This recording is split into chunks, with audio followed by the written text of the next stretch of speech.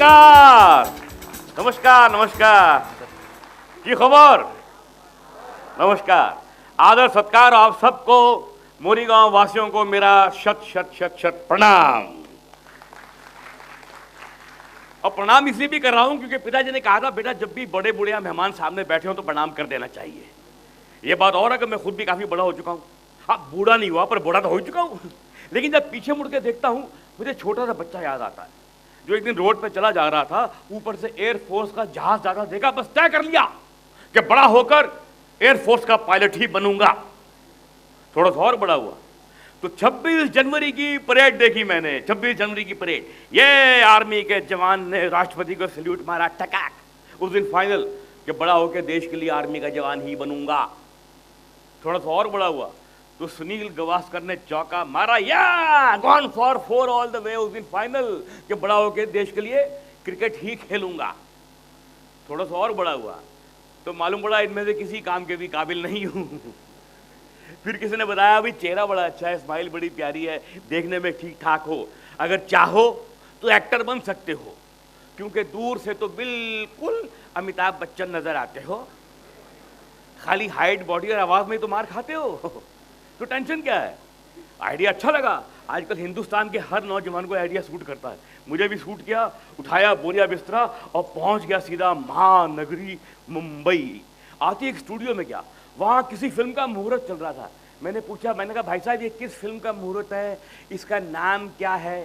तो जवाब मिला, अरे यार तुम नाम की बात कर रहे हो यार, अभी तक स्टोरी फाइनल नहीं है। वो तो हीरो का डेट आज मिल गया, इसलिए शूटिंग आज मुहूर्त कर रहे हैं, शूटिंग का मुहूर्त का शूटिंग कर रहे हैं। शूटिंग जो है फिल्म का शूटिंग 3 साल के बाद है, जाओ 3 साल के बाद आना अभी जाओ। अरे बाप रे, 3 साल कौन वेट करेगा भाई। फिर किसी ने कहा भाई पीछे एक बहुत बड़े प्रोड्यूसर डायरेक्टर कोहली साहब हैं, उनका दफ्तर है, उनकी एक नई फिल्म शुरू हुई है, वहां चले जाओ, वहां जाके स्ट्रगल करो। तो मैं पहुंच गया कोहली साहब के दफ्तर। बाहर एक प्यून था, उसको मैंने बड़े आराम से अंदर गया तो अंदर एक लेडी थी जो बहुत टेढ़ी थी, वो नहीं पटी, उसने मुझे बाहर ही बिठा दिया, बैठे रहा। फिर मैंने पूछा उसको, मैंने कहा मैडम इतनी देर अंदर कोहली साहब क्या कर रहे हैं? बोली ए मैन चुपचाप बैठो, सर जी अंदर स्क्रिप्ट के ऊपर बैठाई। बात समझ नहीं आई कि अंदर कुर्सियां भी हैं, मेज भी हैं, सोफे भी होंगे, स्टूल भी होंगे, फिर कोहली साहब स्क्रिप्ट के ऊपर ही क्यों बैठे हुए हैं? आगे जाके मालूम पड़ा कि फिल्म वाले जब कहानी पे काम करते हैं तो कहते हैं आजकल हम स्क्रिप्ट के ऊपर बैठे हुए हैं। जब म्यूजिक पे काम करते हैं कहते हैं आजकल हम म्यूजिक के ऊपर बैठे हुए हैं।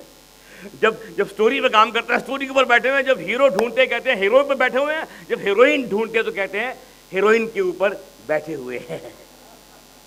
तो मैं भी 1-1.5 घंटा बैठा रहा। तभी क्या देखा, छोटा सा मोटा सा आदमी, व्हाइट पैंट, व्हाइट चप्पल, व्हाइट शूज में बाहर निकला। तो मैं समझ गया कि यही कोहली साहब हैं। मैंने वहीं पकड़ लिया उनको। Good morning sir, good morning sir, can you give me 5 minutes sir, can you give me. यार हम लोग कहीं पहले मिल चुके हैं, तेरी शक्ल बड़ी जानी पहचानी है। मैंने कहा सर कितनी बार तो मिला हूँ आपको। झूठ बोल दिया मैंने ऐसे ही, सर कितनी बार तो मिला हूँ। हाँ यार तेरी शक्ल बड़ी पहचानी है यार, क्या नाम क्या है तेरा? मैंने कहा sir I am Harpreet from Patiala. मुझे मालूम था ये पटियाला के रहने वाले हैं, मैंने ऐसे ही फेंक दिया। बोले ओ यार पटियाला का हो यार, कमाल है, हरप्रीत फ्रॉम पटियाला, तेरी तो स्माइल बड़ी प्यारी है, तेरा नाम तो हरप्रीत नहीं हैप्पी होना चाहिए। आई लव योर स्माइल। है बेटा आई लव यू। एक काम करो मेरे कैबिन में जाके बैठो, मैं जरा टॉयलेट जाके आता हूँ। कमाल है ना, किसी का टॉयलेट जाना और किसी की तकदीर का बनना शुरू होना एक ही पल में कैसे हो सकता है, लेकिन हुआ साहब। और मैं गया कोहली साहब के कैबिन में, जाके खड़ा हो गया। फिर याद आया सर ने कहा बैठो, तो मैं बैठ गया। कैबिन में चारों तरफ फिल्मों की ट्रॉफियां पड़ी थी। ट्रॉफियां समझते ना आप लोग, फिल्मों की ट्रॉफियां।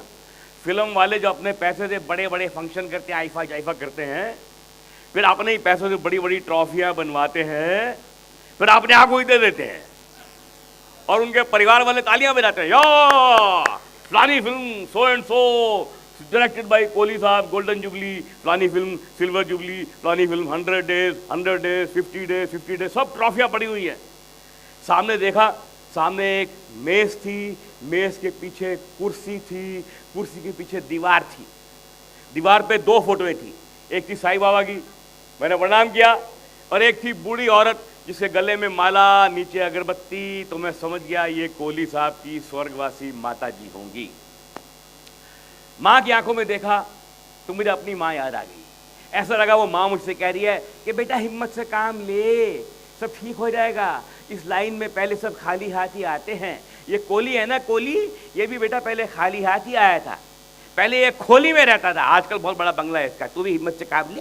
ऐसे सोच ही रहा था, कोहली साहब की एंट्री हुई। Good morning sir, good morning. बैठ यार, AB Kumar, I love your smile, I love your smile. हाँ, बताओ जी कैसे आना हुआ? सर आपसे छोटा सा काम है। हाँ बताओ बेटे, क्या काम करते हो आप? अब मैं कहने तो ये वाला था कि सर जो रोल देंगे वो रोल कर लूंगा, जो रोल, छोटा हो बड़ा हो कैसा भी रोल कर लूंगा, पर मुंह से निकल गया सर जो काम देंगे वो काम कर लूंगा सर, जो काम। ऐसा है बेटा जी, हमारी एक नई फिल्म शुरू हुई है जिसका नाम है सपनी की इंसानियत। क्योंकि कोहली साहब सिर्फ सांप और सेक्स वाली फिल्में बनाते थे। सपनी की इंसानियत तो बेटा कल सुबह उसकी शूटिंग है स्टूडियो नंबर 4 में, यहीं पे। तू सुबह 9:30 बजे आ जा, I give you some work because I love your smile, I love your smile. अरे बाप रे, मैं तो पागल हो गया। पहले ही दिन मुझे इतने बड़े आदमी ने काम पे रख लिया, मैं दीवाना हो गया। मैंने सुना था यहाँ सालों साल लगे थे काम मिलने में, पहले दिन इतने बड़े आदमी ने काम पे लगा लिया। और मैं भागा वहां से, सीधा गया अंधेरी स्टेशन, घुस गया फर्स्ट क्लास के डिब्बे विदाउट टिकट, और टीटी आ गया। Ticket ticket ticket ticket ticket ticket तो टिकट नहीं लिया है। क्यों नहीं लिया है टिकट? आपके पिताजी की गाड़ी है, टिकट क्यों नहीं लिया है? सर मैं जल्दी में था तो भूल गया।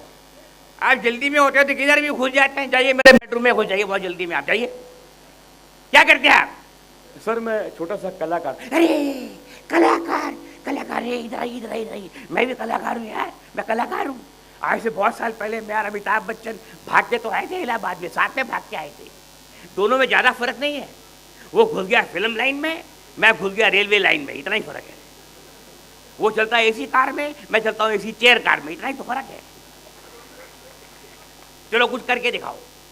करके दिखाओ? यकीन मानिए फर्स्ट क्लास के भरे हुए डब्बे में लंगड़े लूली की एक्टिंग की, शाहरुख खान की कॉपी की, मिमिक्री की, तब जाके जान छूटी। उसके बाद घर गया, रात भर ना खाया ना पिया ना सोया, सुबह जल्दी उठा, तैयार हुआ, ट्रेन पकड़ी अंधेरी स्टेशन, और टैक्सी पकड़ी और स्टूडियो। आप कहेंगे टैक्सी क्यों पकड़ी? तो किसी ने कहा था बेटा पहला दिन है, टैक्सी में जाना, वॉचमैन रोक लिया तो। पर अपनी किस्मत खराब, उसने साले ने टैक्सी के बावजूद रोक लिया, लेकिन फॉर्मूला हमारे पास भी तैयार था। शादी आगू अंदरगू जानूगू देगा नहीं, आगो बोलना पड़ेगा, किसी में लेगा लेटर गेटर दिखाना पड़ेगा, नहीं तो मैं आपको छोड़ेगा नहीं, जानूगू देगा नहीं। यश चोपड़ा जो है क्या? ओह शाह, यश चोपड़ा तो बहुत बड़ा आदमी है, वो तो अभी तक नहीं आया है। ठीक है, वो आए ना यश चोपड़ा जी, उनको बोल देना कि मैं अंदर हूं। शाह जी मैं बोल देगा आप अंदर है, पर आप है कौन? साले तू यश चोपड़ा को जानता है? तू यश चोपड़ा को जानता है और तू मुझे नहीं जानता? तू मुझे जानता? तू शादी शादी गलती हो गया। अगर आप यश चोपड़ा को जानता है तो आपको भी कौन नहीं जानता। जाइए अंदर। झूठ बोल के अंदर घुस गया।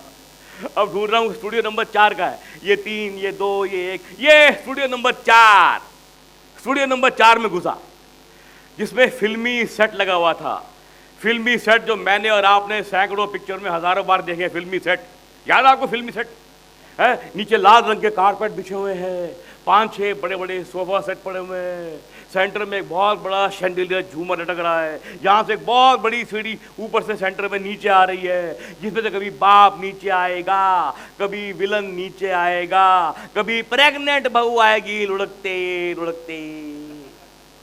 और 70-80 लोग काम कर रहे हैं। कोई किसी को चाय पिला रहा है, कोई कील ठोक रहा है, कोई पेंटिंग कर रहा है, और एक आदमी लगा हुआ है यहाँ, हाँ हार्ड कर, हाँ हार्ड कर, हाँ बस सॉफ्ट कर, लेफ्ट पैन कर, हाँ इधर मार, इधर मार, हाँ यहाँ कर।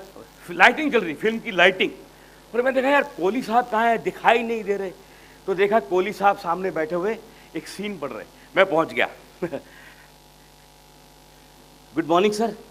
यार हैप्पी तो आया यार, बड़ा पंक्चुअल आदमी है, 9:30 बजे आ गया। I am very happy with you. Mahendra है, महेंद्र हैप्पी नाम का नया लड़का है, इसको काम समझाओ। महेंद्र नाम का आदमी आया, मुझे कोने में ले गया और मुझे काम समझा दिया। लीजिए साहब, मेरी नियुक्ति हो गई कोहली साहब के 4th असिस्टेंट डायरेक्टर के रूप में। मैं बन गया मशहूर मरू डायरेक्टर कोहली साहब का 4th असिस्टेंट डायरेक्टर। फिर मैंने देखा यार 12:30 बज गए, शूटिंग शुरू नहीं हुई है, एक भी शॉट नहीं हुआ है, कुछ लोग तो सो रहे हैं।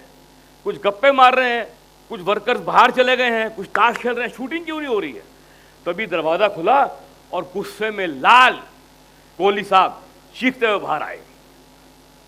क्या समझते अपने आप को, ये क्या समझते अपने आप को, शूटिंग की डेट देने के बाद इसकी तबीयत खराब हो गई है। पहले तबीयत इतनी खराब हुई जब मैंने इतना सारा पैसा घर में भेजा, तभी इतनी तबीयत खराब हुई। 50 लाख रुपया कैश भेजा तब तबीयत इतनी खराब हुई। मैंने सेट खड़ा कर दिया, तबीयत खराब हो गई है, इधर आए हैप्पी। पता कहाँ रहती है श्री माला? नहीं सर मुझे नहीं पता। मेरी गाड़ी ले, मेरा ड्राइवर ले, घर से लेगा पैन, लेगा माई, लेगा पैन। अरे बाप रे, मैं चौथा असिस्टेंट पहला दिन श्री माला के घर पे जाऊं और घर से लेकर आऊं। माय गॉड, कितना बड़ा काम है यार। खैर बॉस ने कहा तो काम करना पड़ेगा। गाड़ी में बैठे, गाड़ी चली चली चली चली चली, पाली हिल के एक बहुत बड़े बंगले के बाहर जाके रुकी। बाहर लोहे का गेट था, दरबान बैठा हुआ था। अंदर गए तो अंदर एक बहुत बड़ा ड्राइंग रूम, बहुत ही कीमती और अजीबो गरीब साजो सामान से सजा हुआ, जिसको देख के मैं समझ गया कि किसी फैंग शुई वाली ने बहुत चूना लगाया है मैडम को। तभी एक साउथ इंडियन आया आ गई। आप इधर में चुपचाप बैठना, मैडम रेडी हो गया आता। बैठ गए साहब, चुपचाप बैठ गए। नीचे मखमली कारपेट, मेरे पांव धसे जा रहे हैं अंदर। तभी सामने एक दरवाजा खुला और चार बड़े बड़े एल्सेशन कुत्ते आए मुझ पे लपके। एक मेरा मुंह चाट रहा है, एक मेरा पांव चाट रहा है। वाह वाह वाह वाह, हटाइए हटाइए हटाइए हटाइए हटाइए। डोंट वरी, ये काटता नहीं। मैं बोला काटता नहीं, बट चाटता तो है ना यार। हटाइए इनको।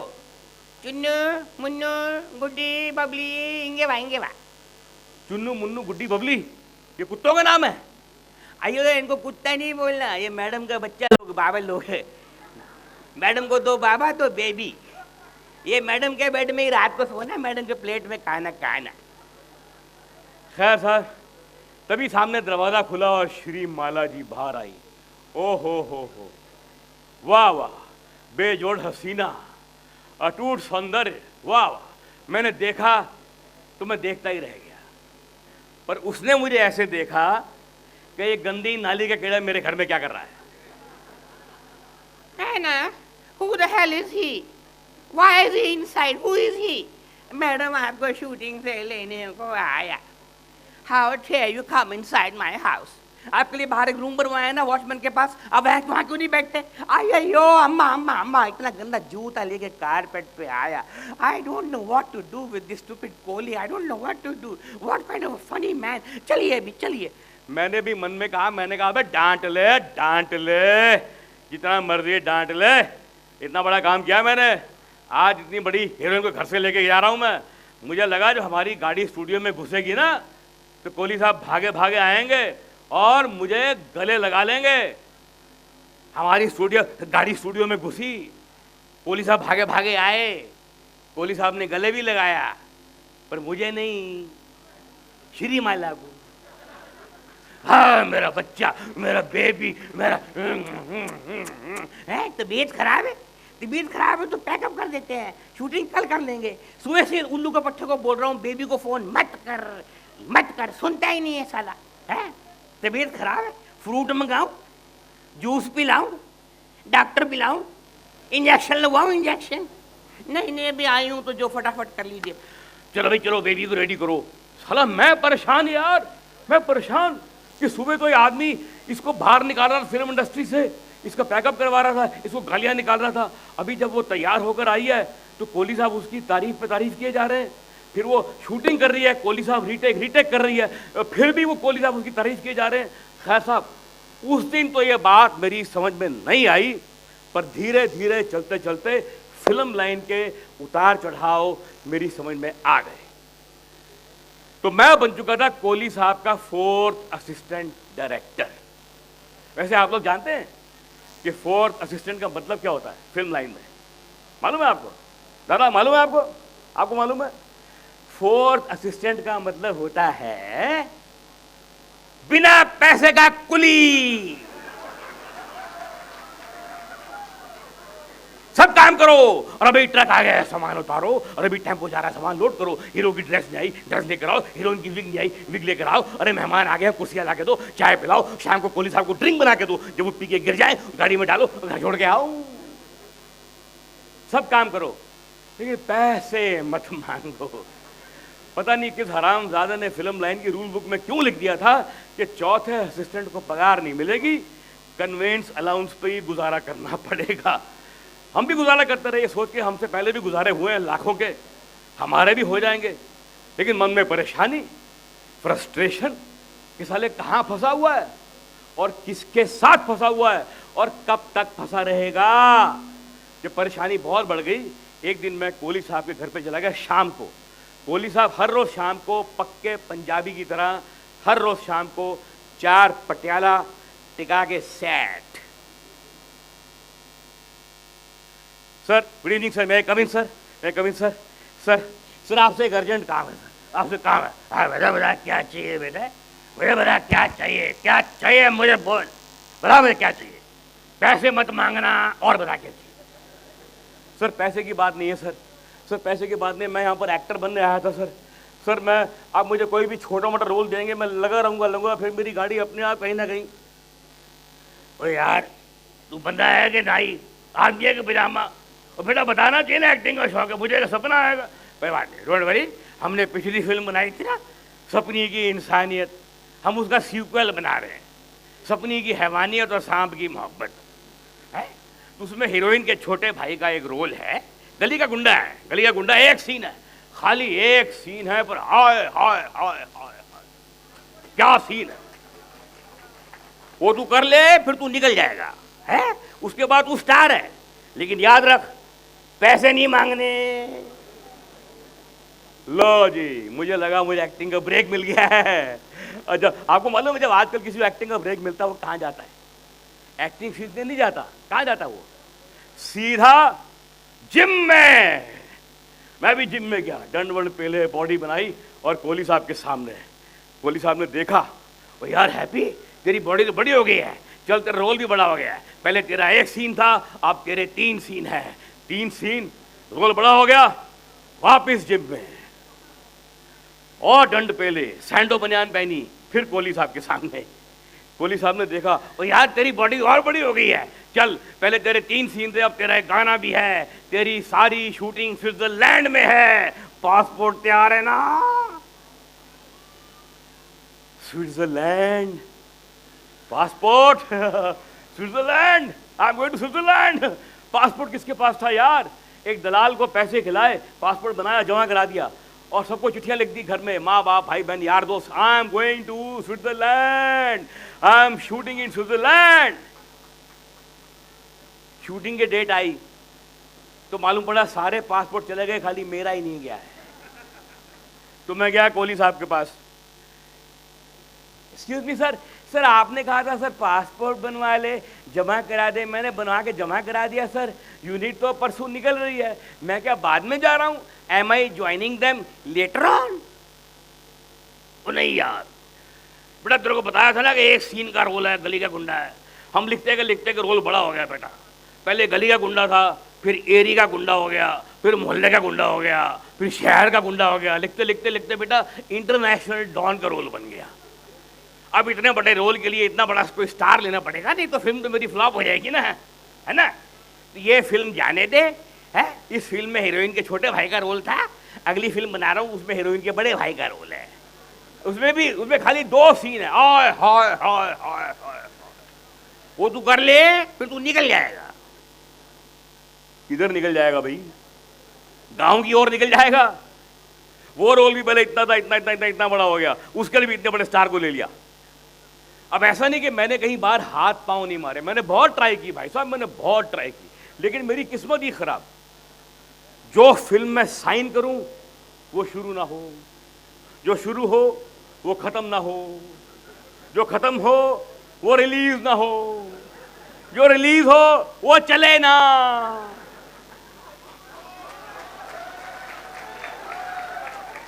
तो ले देकर अपनी एक्टिंग की तकदीर बिल्कुल जीरो। एक दिन अखबार खोला, उसमें इश्तिहार था, एक ऐड था, अखबार में कि एक बहुत बड़ी कंपनी अमेरिका से इंडिया आई है, चाणक्य के ऊपर फिल्म बना रही है, चाणक्य के मेन रोल के लिए एस्पायरिंग एक्टर्स अप्लाई करें।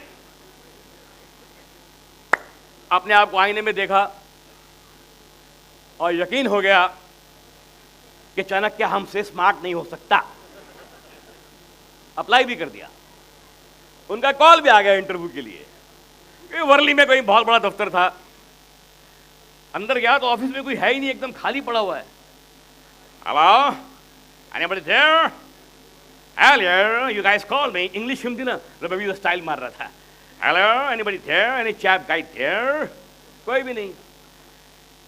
जाके बैठा, जैसे ही बैठा एक एक लड़की आ गई, टाइट कपड़ों में, यहां से भी टाइट, यहां से भी टाइट, बाकी सब बड़ा बड़ा और हाथ में सिगरेट। Excuse me, yourself? मैंने कहा जी I am Kumar, Happy Kumar. Okay, you're Happy Kumar. You are the same guy who applied for the role of Chanakya. Yes ma'am, I applied for the main role of Chanakya. Okay, I'll ask you a few simple questions. Listen carefully, answer properly. Suppose I give you the main role of Chanakya, then will you do the main role of Chanakya? Madam, if you will give me the main role of Chanakya, why will I not do the main? No, you're not getting my point. Suppose I give you the main role, you do the main role of Chanakya. Yes ma'am. Sure? Yes ma'am. Pakka? Yes ma'am. Very sure? Yes ma'am. Hold on. बाहर गई, बाहर से एक हजाम को लेकर आई जिसने मेरे सारे बाल काट दिए, यहां पर एक छोटी छोड़ दी। ओ, इसीलिए साली कंफर्म कर रही थी, श्योर श्योर, पक्का पक्का। हमने भी सुना था यार कि लोग क्या क्या सेक्रीफाइस करते रोल पाने के लिए, हमने तो खाली बालों की बलि चढ़ाई है। फिर बोली, Mr. Kumar, now we have to go for the screen test. मैंने कहा where madam? Right here, studio. सामने स्टूडियो था, उसके अंदर घुसे। यकीन मानिए जैसे अंदर गया ना, मेरे तोते उड़ गए, मेरी हवाइयां उड़ गई, मेरे चेहरे का रंग एकदम फक हो गया। जानते हैं क्यों? 12 गंजे एक लाइन में बैठे थे, मेरा नंबर 13वां था। मैंने कहा वाह क्या इत्तेफाक है, आज फिर अपनी 13वीं है। मैं जाकर बैठा, अब मैंने कहा ये साले 12 गंजे मेरे सामने क्या बेचते हैं यार, अरे मैं लाइन का आदमी हूं, सबको खा जाऊंगा मैं। तभी एक सीन मेरे हाथ में थमा दिया गया, मेरा ऑडिशन टेस्ट। पढ़ता रहा, याद करता रहा, पढ़ता रहा, याद करता रहा। सुबह 9:30 बजे आया था, रात को 11:30 मेरा नंबर आया।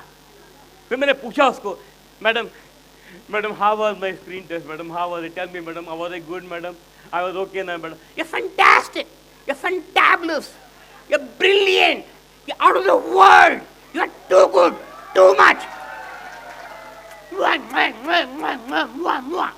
मैंने कहा अरे बाप रे, इतनी तारीफ, ऊपर से पप्पी भी ले रही है, इसका मतलब ये रोल तो मेरे को मिलेगा ही मिलेगा।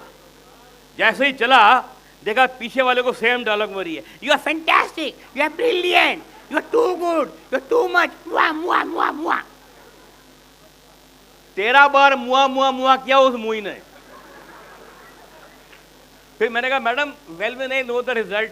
Don't worry, we'll tell you by post. लो जी, बाद में उनका लेटर आ गया कि उन्होंने किसी बहुत बड़े स्टार को लेना था। स्टार डेट में और रेट में ड्रामा कर रहा था। उन्होंने स्क्रीन टेस्ट का नाटक किया, स्टार घबरा गया, उसने रेट भी कर दिया, डेट भी कर दी, और हम साले फिर वहीं के वहीं।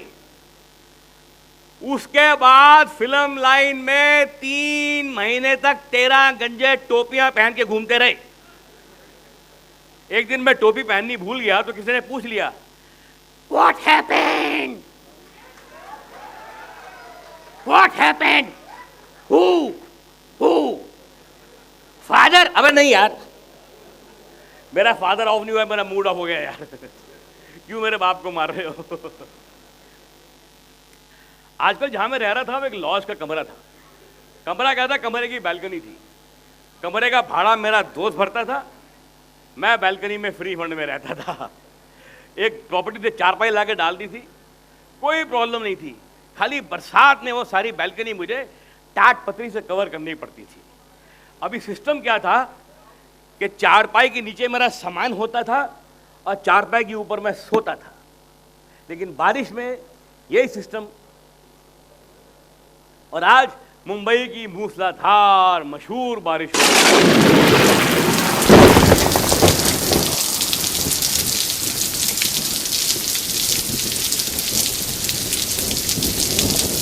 थोड़ी तबीयत भी खराब थी मौसम के कारण, एक आध गोली भी खा रखी थी।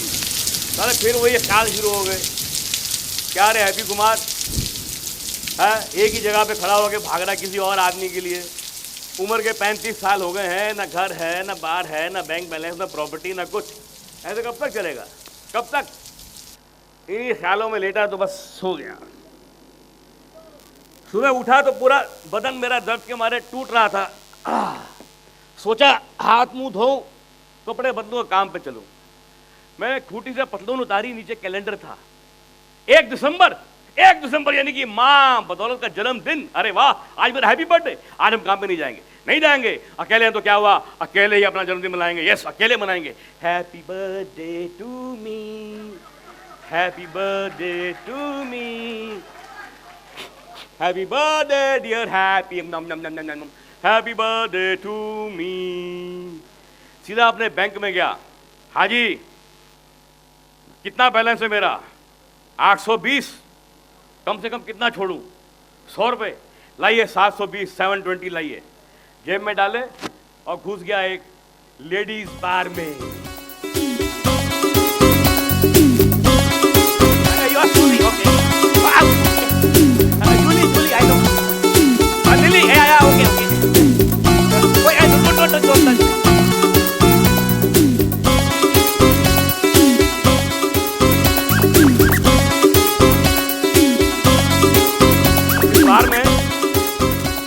बार में पहले भी बहुत बार आया था, लेकिन बिल हमेशा कोहली साहब ने ही दिया था। आज मुझे अचानक एक अचीवमेंट का एहसास हुआ कि आज इतनी बड़ी शराब की बार में अपने पैसे की शराब पीने वाला हूँ। वाह वाह, बैंक बैलेंस खाली है तो क्या, थोड़ी देर के लिए ही सही, अचीवमेंट तो है। तभी आ गई एक बार वाला, सेक्सी बार वाला आ गई, सेक्सी कपड़ों में।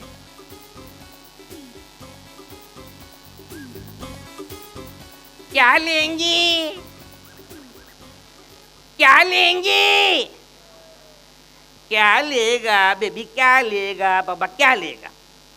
बार बार पूछती रहती क्या लेंगे क्या लेंगे, पर मिलती खाली शराब है, ताकि आदमी किसी उम्मीद पे देर तक बैठा रहे।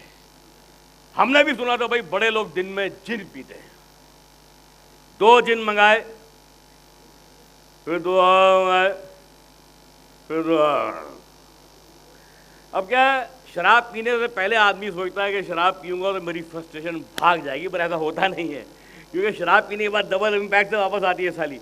क्योंकि फिर वही ख्याल आ गए, हैप्पी कुमार साले तो आज काम पे नहीं गया, तो किसी ने फ़ोन करके पूछा कि हैप्पी कुमार जिंदा है कि मर गया? हैप्पी कुमार है, सबको हैप्पी कुमार चाहिए, नहीं है तो साला कोई याद ही नहीं कर रहा। ये तो वही बात हुई कि गाली में खस्ता के बगैर कौन से काम बंद हैं। रोइए जार जार क्या कीजिए, हाय हाय क्यों। हाजी कितना बैलेंस है मेरा? है बिल कितना है? 620। ये रखो 720, 100 रुपये टिप, जाओ साले ऐश करो। उस दिन मैं उस लेडीज बार से बाहर क्या निकला कि फिल्म लाइन से बाहर निकल गया। सोचा अब लौट के नहीं जाऊंगा। शुरू में तकलीफ, बाद में यूज तो हो गया। फिर किसी ने बताया अरे एक जिम में एक जॉब खाली है, काम करोगे? सुपरवाइजर की जॉब, काम तो करना ही है, पेट तो पालना ही। हाँ बोल दिया। अब काम कोई ज़्यादा नहीं था, सुबह सुबह जिम में जाओ, जिम को खुलवाओ, जितनी मशीनें हैं उनको मेंटेन करो, जितने लोग आते हैं उनकी हेल्प करो, तो ये मेरा काम था। अब क्या, जिम में 2 सेक्शन थे, लेडीज एंड जेंट्स। मेरा काम लग गया लेडीज सेक्शन में। और क्या, मैंने जिंदगी में एक चीज़ सीखी है कि औरत के साथ हमेशा तमीज़ से पेश आना चाहिए, वरना बहुत डेंजर, वरना बहुत गड़बड़। ये मैंने कहाँ सीखा? फिल्म लाइन में। भाई बड़ी से बड़ी स्टार के साथ काम जो किया, अगर आप तमीज़ से पेश नहीं आएंगे तो निकाल दिए जाएंगे। पर कभी कभी इसका उल्टा भी हो जाता है कि हम तो तमीज़ से पेश आ रहे हैं, मगर सामने वाली। मिसाल के तौर पर जब मैं कोहली साहब के साथ था तो कोहली साहब ने एक बहुत बड़ी हीरोइन को साइन किया। अब क्या है, जैसे शूटिंग में जिंदगी में मुसीबत अकेली नहीं आती, ऐसे शूटिंग में हीरोइन भी अकेली नहीं आती, साथ में आती है उसकी माँ। जिसके नखरे हीरोइन से बहुत ज़्यादा होते हैं, जिसकी डिमांड पूरी करने के लिए प्रोड्यूसर क्या, फाइनेंसर क्या, हम जैसे लाइन में खड़े रहते हैं, जिसकी अगर डिमांड पूरी ना की जाए आपकी फिल्म बंद, आपकी फिल्म का पैकअप। तो मुझे कोहली साहब ने बुलाया, हैप्पी इधर आ बेटा, इधर आ बेटा, बेटा ये देख 12 दिन का हमारा शेड्यूल है, 12-12 घंटे की शिफ्ट है, गाने शूट करने हैं, सीन शूट करने हैं, फाइट शूट करने हैं, 12 घंटे बेटा कैसे करेंगे, एक काम करते हैं, काम का डिवीजन कर लेते हैं। मैंने कहा सर वो कैसे? बेटा शूटिंग को संभालूंगा मैं, हीरोइन की माँ को संभालेगा तू। सर मैं कैसे संभालूंगा? अरे इसके साथ रहो, इसको इधर मत आने दो, जो खाती है खाए, चाइनीज खाती है, मुगलाई खाती है, इंडियन खाती है, असामीज खाती है, जो खाती है खाए, इधर मत आने दो। जो मंगाती है, घर से मैले कपड़े लाती है, मेरे अकाउंट में धुलवाती है, आई डोंट माइंड, इसको इधर मत आने दो, उधर रखो। अब बॉस ने कहा ये काम भी करना पड़ेगा तो हमने ड्यूटी शुरू कर दी। मैडम की उम्र होगी 55 साल की, मेरी नहीं उस बुढ़िया की, और चेहरा देख के लगता था कि जिंदगी में काफी थपेड़े खाए हैं, और फिगर भी माशाअल्लाह अस्त व्यस्त था। फिर भी खंडरात देख के लगता था कि इमारत कभी बुलंद थी, लेकिन बुलंद भी थी तो कोई ताजमहल नहीं थी, छोटा मोटा टूटा फूटा मकबरा ही थी। तो हमने मैडम की ड्यूटी शुरू कर दी। सुबह से लेकर शाम तक अपने साथ लगातार एक हट्टे कट्टे नौजवान को पाकर छठे दिन बुढ़िया का दिमाग खराब हो गया और उसने अंधेरे में मेरा हाथ पकड़ लिया। अब आपके दिमाग में रोमांटिक ख्याल आने शुरू हो गए होंगे, क्योंकि एक औरत ने आदमी का हाथ पकड़ रखा है। कहानी में ट्विस्ट भी है, बुढ़िया ने नौजवान का हाथ पकड़ रखा है। आप कहेंगे साले वो सब तो ठीक है, लेकिन तू अंधेरे में क्या कर रहा था? मैडम को गाने गाने का शौक था, मुझे ले गई म्यूजिक रूम में, जहाँ वैसे ही कहे लाइट चली गई, मेरा हाथ पकड़ लिया और मैं थर थर थर थर थर थर कांप रहा हूँ। मेरी सांस तेज चल रही है, मेरी और उसकी भी, मेरी डर के मारे, उसकी उत्तेजना के मारे। अब ऐसा नहीं, मुझे इस बात का एहसास नहीं था। मैं पिछले 5-6 दिन से लगातार नोट कर रहा, जब भी बुढ़िया मेरे करीब से जाती थी, मुझे कहीं ना कहीं टच करती थी, कहीं ना कहीं छूती थी, उसकी आंखों में अजीब सा निमंत्रण, एक बुलावा मैं देख रहा था। लेकिन मैंने कभी सोचा भी नहीं था कि बात इतनी आगे बढ़ जाएगी। अब वो आई आई आई और कस क्या मुझे अपनी बाहों में पकड़ लिया, इतना कस के पकड़ लिया कि उसका सीना मुझे अपना ही सीना लगने लगा, और उसकी सांसें उस स्टूडियो में स्टीरियोफोनिक साउंड की तरह सुनाई देने लगी। मम्मी जी,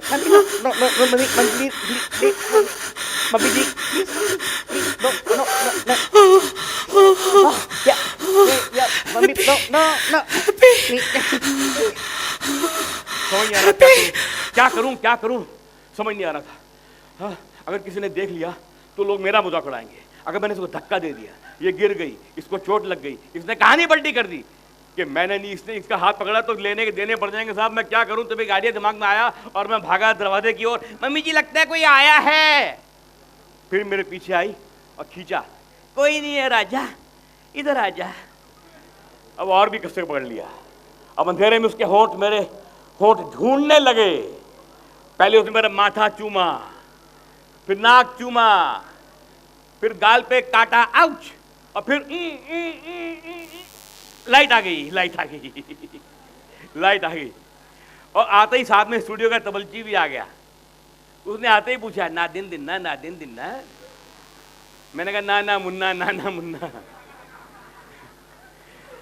उस दिन तो मैं बच गया, लेकिन एक बात तय थी कि अगर मैं शेड्यूल के एंड तक इसके साथ रहा तो जो कांड आज नहीं हुआ है वो हो के रहेगा। मैं उसी रात को कोहली साहब के घर पे गया। कोहली साहब एज यूजुअल 4 टिका के सेट। सर मैं कम इन सर? सर आपसे एक अर्जेंट काम है सर। सर अर्जेंट काम है। हाँ बेटा बोल, क्या चाहिए बेटा? पैसे नहीं मांगने। सर पैसे की बात नहीं है सर। सर वो हीरोइन की माँ की नौकरी मुझसे नहीं होगी। क्यों, क्या है सर? मैं नहीं कर पाऊंगा। अरे हुआ क्या है सर? क्या बताऊं सर, मुझे अंधेरे कमरे में लेगी, वहां लाइट नहीं थी, कभी यहां से पकड़, कभी वहां से पकड़, कभी इधर पटक, कभी उधर पटक, कभी ये हार, कभी ये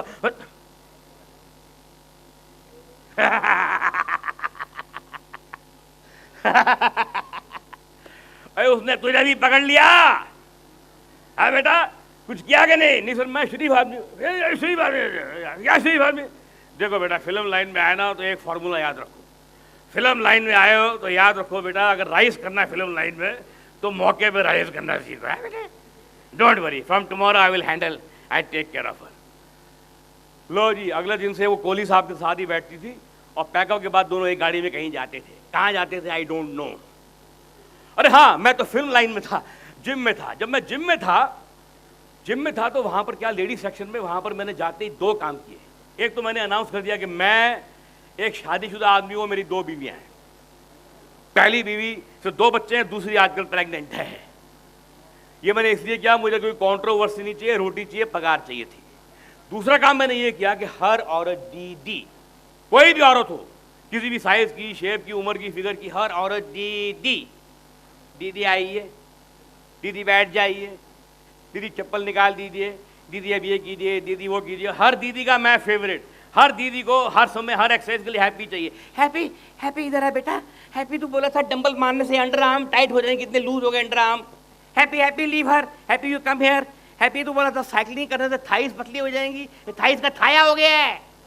happy, happy you come here. ये वॉकी टॉकी ठीक नहीं चल रही। मैंने कहा दीदी वॉकी टॉकी नहीं, ये ट्रेडमिल है। मालूम है, मैं चलते चलते बातें करती हूँ, मेरे लिए वॉकी टॉकी हो गई।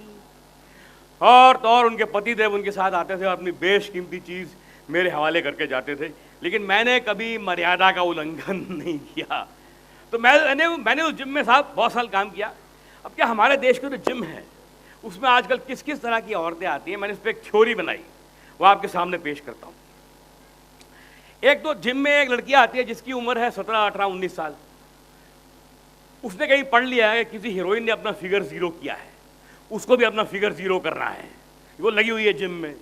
फिर एक लड़की आती है जिसकी उम्र 20, 21, 22, 23, 24 साल की है, जिसको शादी करनी है, फिगर ठीक करना है और शादी करनी है। फिर फिगर ठीक करती है, फिर शादी कर लेती है।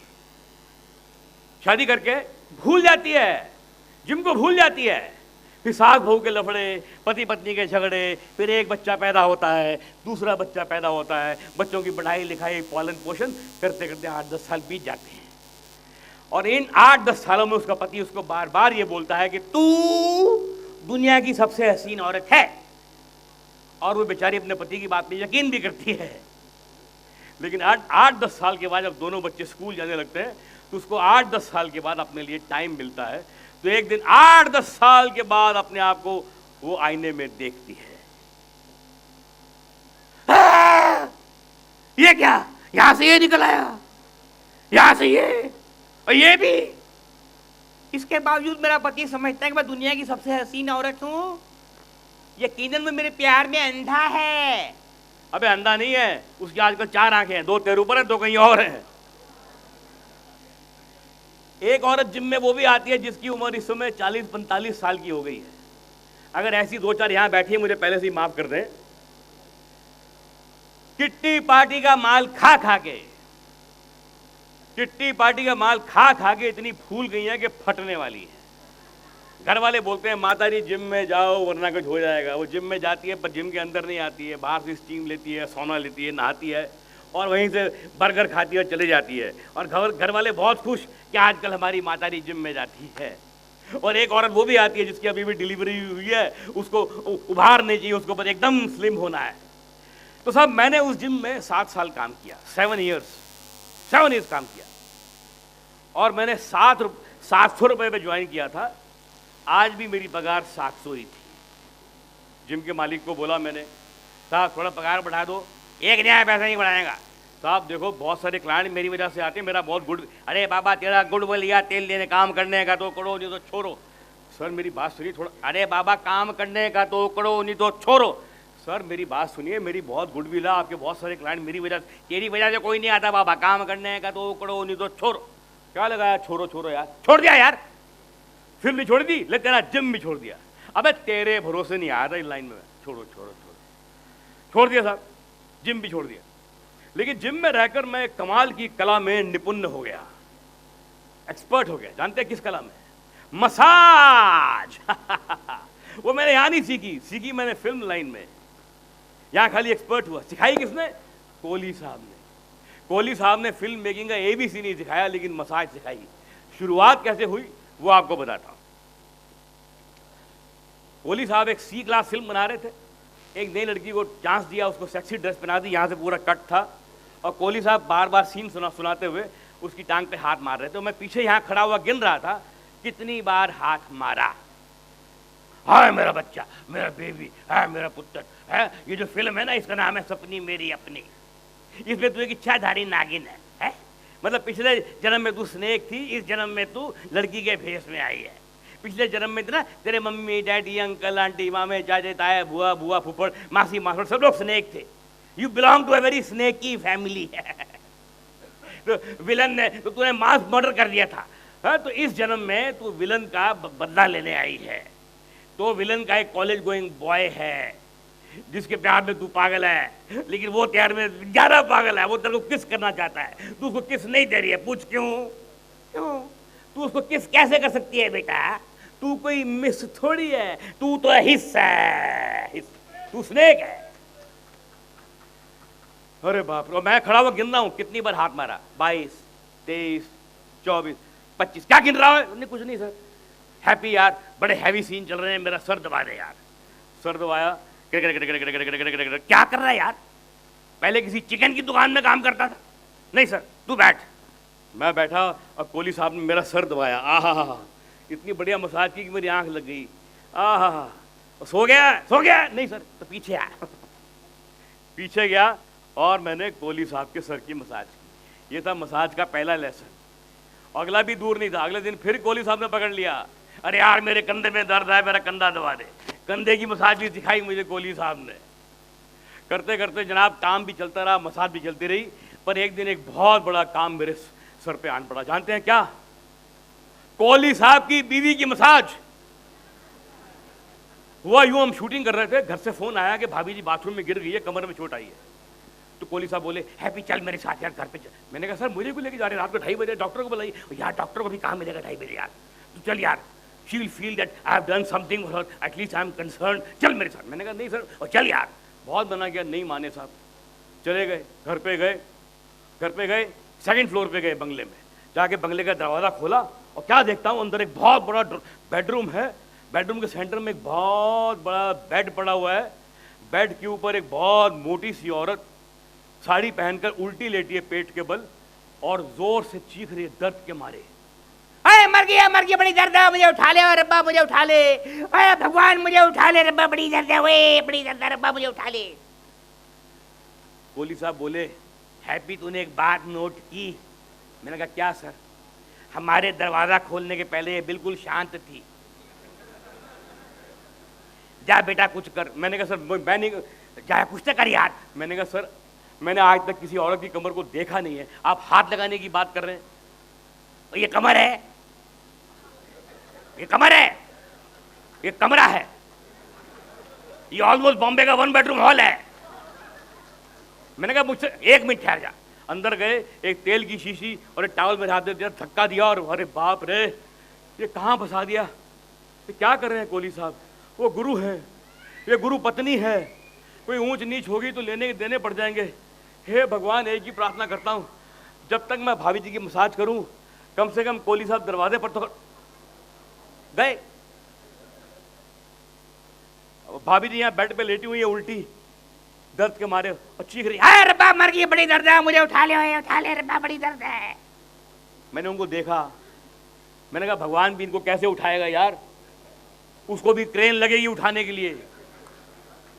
रब्बा बड़ी दर्द है, मुझे उठा ले, मैं बर्दाश्त नहीं कर सकती। भाभी जी मेरा नाम हैप्पी कुमार है। ओए तेरा नाम जो मर्जी हो, लेकिन मेरे को बड़ी दर्द है। मैंने कहा भाभी दर्द कहाँ पर है?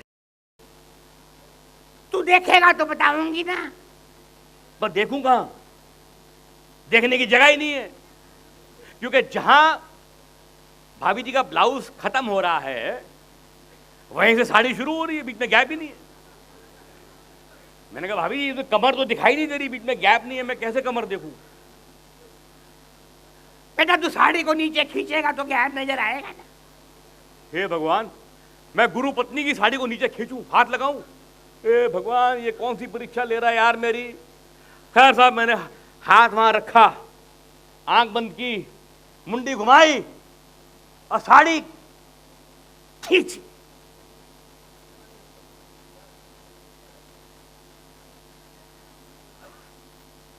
क्या देख रहे हैं, यहां कोई भी नहीं है। मैंने कहा भाभी जी साड़ी तो हिलती नहीं है। बेटा एक हाथ से तो भगवान भी नहीं हिला पाएंगे, दोनों हाथ लगाने पड़ेंगे। दोनों हाथ रखे, फिर आंख बंद की और साड़ी खींची। अब साड़ी 4-6 इंच नीचे आ गई। मैंने कहा भाभी जी दर्द कहाँ है? यहाँ। नहीं नहीं नीचे। मैंने कहा यहाँ। नहीं नहीं और नीचे। मैंने कहा यहाँ। नहीं नहीं और कितना नीचे भाई? खैर साहब मैंने तेल लिया, थोड़ा सा मसाज वह शुरू की और भाभी जी को आराम मिलना शुरू हुआ। उनके खर्राटे शुरू हो गए, हर हर। इतने कोहली साहब आए। मैंने कहा यस सर। लगता है सो गई है, आराम मिल रहा है। नहीं है, बड़ी जल रहा है, नहीं सोती है, नहीं सोई है, बड़ी जल रहा है, अब्बा मुझे उठा लिए। कोहली साहब बोले और छाट पड़े यार, ये ड्रामेबाज औरत है, रात भर नहीं सोएगी, तो आप मेरे साथ। कोहली साहब मुझे घर के पिछवाड़े से घर की छत पर ले गए, जहाँ पर कोहली साहब का पीने का प्रोग्राम चालू था। अब कोहली साहब का पीने का स्टाइल बिल्कुल पंजाबियों वाला था। 2 पैक पीते थे तो हंसते थे, अबे अबे आई लव यू यार, आई लव यू, अबे you are my favourite, I love you. 4 pack पीते थे तो इमोशनल हो जाते, डायलॉग सेम, अबे अबे आई love you, I love you. और 8-10 पैक पीने के बाद किसी की भी पैंट शर्ट उतार देते थे। आज देखिए किसको उन्होंने पकड़ा। अभी कौन है तेरा यार? वो बंगाली डायरेक्टर, वो डायरेक्टर है बकवास। मैं किसकी बात कर रहे हैं? वो बंगाली डायरेक्टर यार तेरा। मैंने मृणाल यार, मृणाल सेन का नाम है। मैं कौन? घटक यार, जिसका नाम घटक वो घटिया ही हो गया, कैसी बात है। मैं कौन सर? यार वो सूरज की किरण जैसा ना। मैंने कहा रे, सत्याजीत रे, वो कोई डायरेक्टर है? मैंने कहा सर धीरे बोलिए सर, वो ऑस्कर विनर है सर, हमारे देश की शान है सर, ऐसे मत बोलिए सर, किसी ने सुन लिया लोग आपको मारेंगे, साथ में मुझे भी मारेंगे सर। वो क्या डायरेक्टर है यार? हमारे देश की गरीबी दिखा दिखा के उसको लोग हमारे नेशनल अवार्ड दे देते हैं। देश की गरीबी देखते इंटरनेशनल अवार्ड दे देते हैं यार। हमारे देश में सब गरीब है यार। उसके फ्रेम में कोई कुत्ता आता, हमारे कुत्ते भी सारे गरीब हैं यार। हमें देखो यार, हमें देखो, पिछली फिल्म में मैंने 50-50 लाख के 4 सेट लगाए, कोई अवार्ड ही नहीं देता यार। हीरोइन की एक ड्रेस पे 6-6 लाख रुपया खर्च किया, कोई अवार्ड ही नहीं देता यार। बताओ यार, कोई अवार्ड ही नहीं देता यार। अब बताओ ये कौन सा क्राइटेरिया है साहब कि इतने पैसे खर्च करो अवार्ड मिल जाएगा? अवार्ड तो काम से मिलता है। खैर कोहली साहब जैसे लोग जब फिल्म लाइन में आए थे तो रे साहब जैसे महान डायरेक्टर से इंस्पायर होकर ही आए होंगे, पर धीरे धीरे धीरे ट्रैश का शिकार होते गए, घटिया फिल्में बनाते गए। मैंने खाना परोस के दिया, थोड़ा खाया, थोड़ा पेट पे गिराया, बाद में उसी थाली में ठक। और सुबह कोहली साहब को कुछ याद नहीं सिवाय एक बात के, वो हैप्पी तेरी भाभी तेरी भरजाई तरफ से बहुत खुश है यार, she is very happy with you. वो कहती है मुंडा कमाल की मसाज करता है, इसको सुबह शाम 2 टाइम भेजो। सर प्लीज सर, मैं यहाँ कुछ बनने आया हूँ सर। डोंट वरी, मैंने समझा दिया है कि लड़का मसाज ही बड़ा अच्छा है, पर इसने एक बार मसाज करते करते एक औरत का मर्डर कर दिया था। इतना घटिया इल्जाम क्यों लगा रहे हैं मेरे सर पे कोहली साहब? इसके कारण 2 हो सकते हैं। एक, कोहली साहब अपना मसाजी अपनी बीवी के साथ शेयर नहीं करना चाहते, या फिर कोहली साहब अपनी वाइफ को अपने मैस्योर के साथ शेयर नहीं करना चाहते। खैर साहब ये थी पुरानी बात। अब तो ना फिल्म थी ना जिम था। आजकल मैं एक चौल में रह रहा था, फ्रीलांस मसाज कर रहा था, अपना पेट पाल रहा था। चौल जानते हैं आप लोग? चौल जानते हैं आप लोग? चलिए मैं आसाम के लोगों को चौल, बॉम्बे की चौल, अभी भी चौल सिस्टम है वहाँ पर, आपको बताता हूँ चौल क्या होती है। चौल यानी कि 6-7 फ्लोर की एक बिल्डिंग, हर फ्लोर पे लाइन से कमरे, उन कमरों के बाहर एक कॉमन कॉरिडोर, और एक परिवार के पास एक ही कमरा। परिवार कितना भी बड़ा हो, 1, 2, 3, 4, 10 आदमी, 12 आदमी, कितने भी लोग हो, कमरा सिर्फ एक ही। और उसी कमरे में उनका बेडरूम, उसी में उनका ड्राइंग रूम, उसी में उनका किचन, कई दफ़ा उसी में उनका बाथरूम, उसी में उनका टीवी रूम, सब उसी में। ये चौल सिस्टम अभी भी है मुंबई में। तो मैं उस चौल में रह रहा था। तो 2nd फ्लोर पे 2 माले में मेरा कमरा था। बाहर एक ओपन एयर सीढ़ी थी, कौन आ रहा है चौल में, कौन जा रहा है, तो दिखता था। ये 2 माले की सीढ़ी से ऊपर आओ और ये पीछे की तरफ आओ तो ये वो कॉमन गलियारा था जिसका मैंने जिक्र किया। इसके आखिर में आओ तो ये मेरा कमरा था। ये अंदर आओ। ये कमरा एक ही था, पर मैंने एक कमरे के 5-6 कोने बना रखे थे। ये वाला कोना मेरा बेडरूम था, यहाँ पर एक खिड़की थी, यहाँ पर एक पर्दा था, उसके पीछे मेरा किचन था, यहाँ पर एक पर्दा, उसके पीछे मेरी लाइब्रेरी, यहाँ पर एक पर्दा, उसके पीछे मेरा बाथरूम। बाथरूम नंबर 1, नंबर 2 नहीं, नंबर 2 चौथे फ्लोर पे 4 माले पे मकान मालिक के घर पे, जिसमें आपको एक दिन में 2 नंबर के लिए एक ही बार जाना अलाउड है। अगर एक दिन में 2 नंबर 2 बार आ गया तो बेटा आज तो ऐसे ही खड़े रहो, कल आना। अब इस चौल में मैं रह रहा था, इस कमरे में रह रहा था, अपना गुजारा कर रहा था। फिल्मों में काम करना बंद कर दिया था, फिल्में देखनी बंद नहीं की थी मैंने। एक दिन साहब मैंने रात को 9 से 12 फिल्म देखी मेट्रो पे। वहां से बाहर निकला, धोबी तालाब पे पाव भाजी खाई, फिर टिम टिम कर रोड से होता हुआ अपनी चौल की तरफ जा रहा था तो मुझे कुछ शोर सुनाई दिया। मुझे लगा जैसे फिल्म का क्लाइमेक्स मेरे अपने दिमाग में शुरू हो गया है। पीछे मुड़ के देखता हूं तो क्या देखता हूं, गली के नुक्कड़ पे शोर हो रहा है। क्या देखा मैंने, एक टैक्सी खड़ी है और टैक्सी के बाहर 5-6 गुंडे खड़े हैं और नीचे जमीन पे एक औरत खड़ी है। 15-20 लोग तमाशा देख रहे हैं और वो गुंडे उस औरत को टैक्सी में डालने की कोशिश कर रहे हैं। चल चल टैक्सी में चल। नहीं मैं नहीं जाऊंगी, मुझे छोड़। क्या टैक्सी में चल, बाप भी जाए। नहीं मुझे छोड़ दीजिए, मुझे छोड़। क्या टैक्सी में चल, तेरा बाप भी जाएगा। मुझे छोड़ दो, मुझे छोड़ दो, मुझे छोड़। कोई आगे नहीं बढ़ रहा है। ओ टैक्सी में उसको डालने की पूरी कोशिश कर रहे हैं। मेरा पहला रिएक्शन कि मैं भागूं, दूसरा मैं जाके उसको बचाऊं, तीसरा उनके पास हथियार हुए तो। अब मैंने क्या देखा, उन्होंने बालों से पकड़ लिया, बालों से घसीट रहे हैं, ला रहे हैं, टैक्सी तक ले आए, दरवाजे के अंदर ठूसने की पूरी कोशिश कर रहे हैं। वो औरत पाँव पटक पटक के रो रही है, मुझे नहीं जा रहा है, पटक पटक के रो रही है। उसका पाँव एक पाँव अंदर है, एक पाँव बाहर है, और वो रो रही है।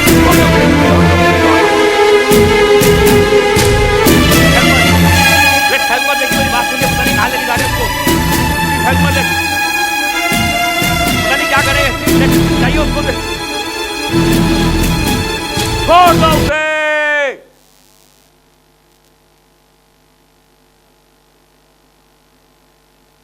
छोड़ दिया। पता नहीं कहां से हिम्मत आ गई मेरे अंदर। फिर वहां से आवाज आई, कौन है वे? हिम्मत तो आई गई थी। अरे पुलिस है, सादे कपड़ों में, पीछे पीसीआर वैन भी है, बुलाऊं क्या? है तो लाइला पुलिस आ गई, पुलिस आ गई, भाग भाग भाग भाग, पुलिस आ गई, भाग भाग भाग, पुलिस आ गई, भाग भाग भाग। सर मैजिक हो गया, जादू हो गया। वो गुंडे टैक्सी में बैठे और टैक्सी चली गई टैक्सी। और जितने तमाशबीन थे जो तमाशा देख रहे वो भी चल दिए।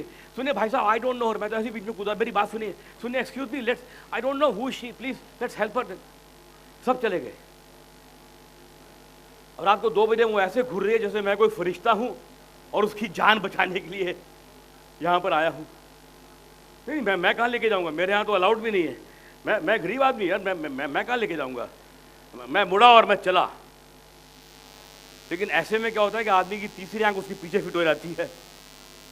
मैंने तीसरी आंख से देखा वो आ रही है, मुड़ के देखा तो वाकई आ रही थी। नहीं ये बात गलत है, मैं तो गरीब आदमी हूं, मेरे यहाँ अलाउड ही, मैं कहां लेके जाऊंगा। वो आई एकदम सामने आ गई।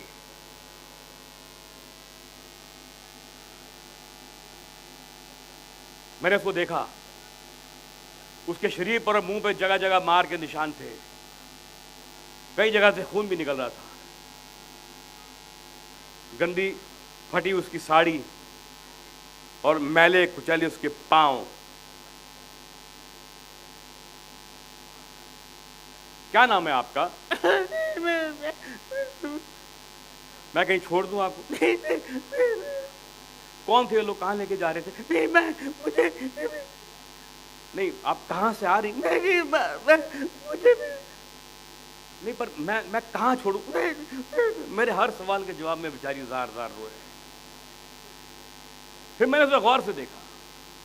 मैंने देखा उसकी जुल्फें खुली हुई हैं, उसका पल्लू नीचे गिरा हुआ है, उसके होंठ सूखे हैं और उसकी आंख में पानी है। एक ख्याल मेरे मन में आया एक सेकंड के लिए कि मैं आगे बढ़कर इसकी जुल्फे सवार दूं, इसका आंचल सीधा कर दूं, इसकी आंख का पानी पी जाऊं और इसके होंठ गीले कर दूं। ऐसा ख्याल मेरे मन में आया एक सेकंड के लिए, और मैंने उसी पल फैसला किया कि आज की रात मैं इसको अपने घर में आसरा दूंगा, कल इसको जहां जाना होगा मैं उसको छोड़ाऊंगा। ऐसा मैंने मन ही मन तय कर लिया। मैंने इतना किया है तो इतना और सही, देखी जाएगी जो होगा। आइए आइए आइए आइए आइए। जब मैं सीढ़ी पे था तो बहुत डरा हुआ था। लोग क्या कहेंगे किसी ने देख लिया तो कि रात को 2:30 बजे हैप्पी लड़की लेकर आया है। आइए आइए, मैं शरीफ आदमी हूं भाई, आइए आइए आइए, बैठिए।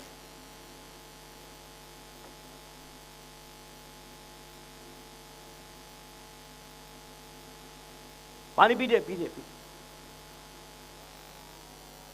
हाँ, गिलास रख दीजिए नीचे। क्या नाम क्या आपका?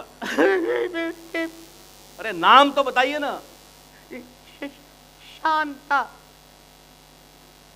शांता जी कौन थे ये लोग? आप क्यों परेशान? नहीं मतलब, अरे यार मैं क्या कर रहा हूं, क्यों परेशान कर रहा हूं बेचारी को यार? मैं क्यों सवाल पूछ रहा हूं उसको?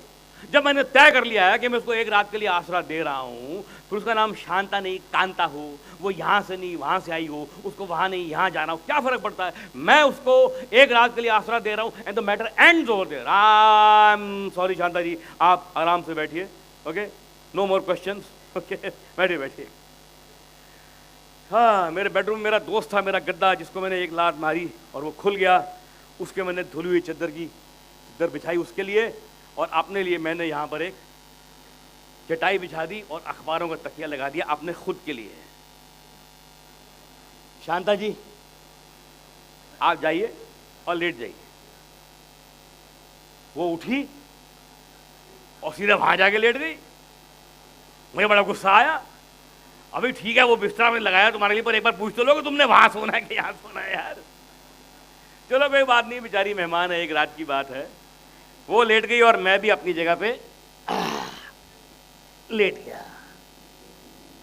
मैं लेट तो गया पर बहुत डरा हुआ था कि अगर इसने पूछ लिया कि टॉयलेट जाना है तो मैं क्या जवाब दूंगा। सवाल आ गया, टॉयलेट लगी है। मैंने कहा जी टॉयलेट तो नहीं है, टॉयलेट तो आपको घर से करके आना चाहिए था। हमारे यहाँ जितने भी आते हैं अपने अपने घर से टॉयलेट करके आते हैं। बड़ी जोर से लग। टॉयलेट तो नहीं है शांता जी, लेकिन ये सामने एक कमरा है, उसके अंदर स्टोर रूम टाइप है, बहुत सारे ड्रम हैं, बाल्टियां हैं, बॉक्सेस हैं, पीछे एक छोटा सा आउटलेट है, जगह बहुत कम है। अगर आप कोशिश करेंगी तो हो जाएगा। जाइए जाइए। Oh my God, after all she is a lady. Oh my God, light बंद करनी पड़ेगी भाई। जाइए। वो अंदर गई, थोड़ी धूम धार धूड़ धूड़ की आवाजें आई, फिर उसकी आवाज आई, हो गया। मैंने कहा जी हो गया तो आइए जगह पे लेट जाइए। वो आई और लेट गई। लेटती उसमें खराटे शुरू हो गए। ना जाने कितनी रातों की नींद बकाया थी जो लेटते ही सो गई। लेकिन उसके बाद मैं नहीं सोया, मैं बैठा रहा, सुबह का इंतज़ार करता रहा कि कब सुबह हो और जहाँ इसको जाना मैं छोड़ कर आऊँ। मैं बैठा रहा और ऊँघता रहा। जब मैंने सुबह घड़ी देखी तो सुबह के 6:30 बज रहे थे। सूरज की पहली किरण उसके बदन पे गिर रही थी।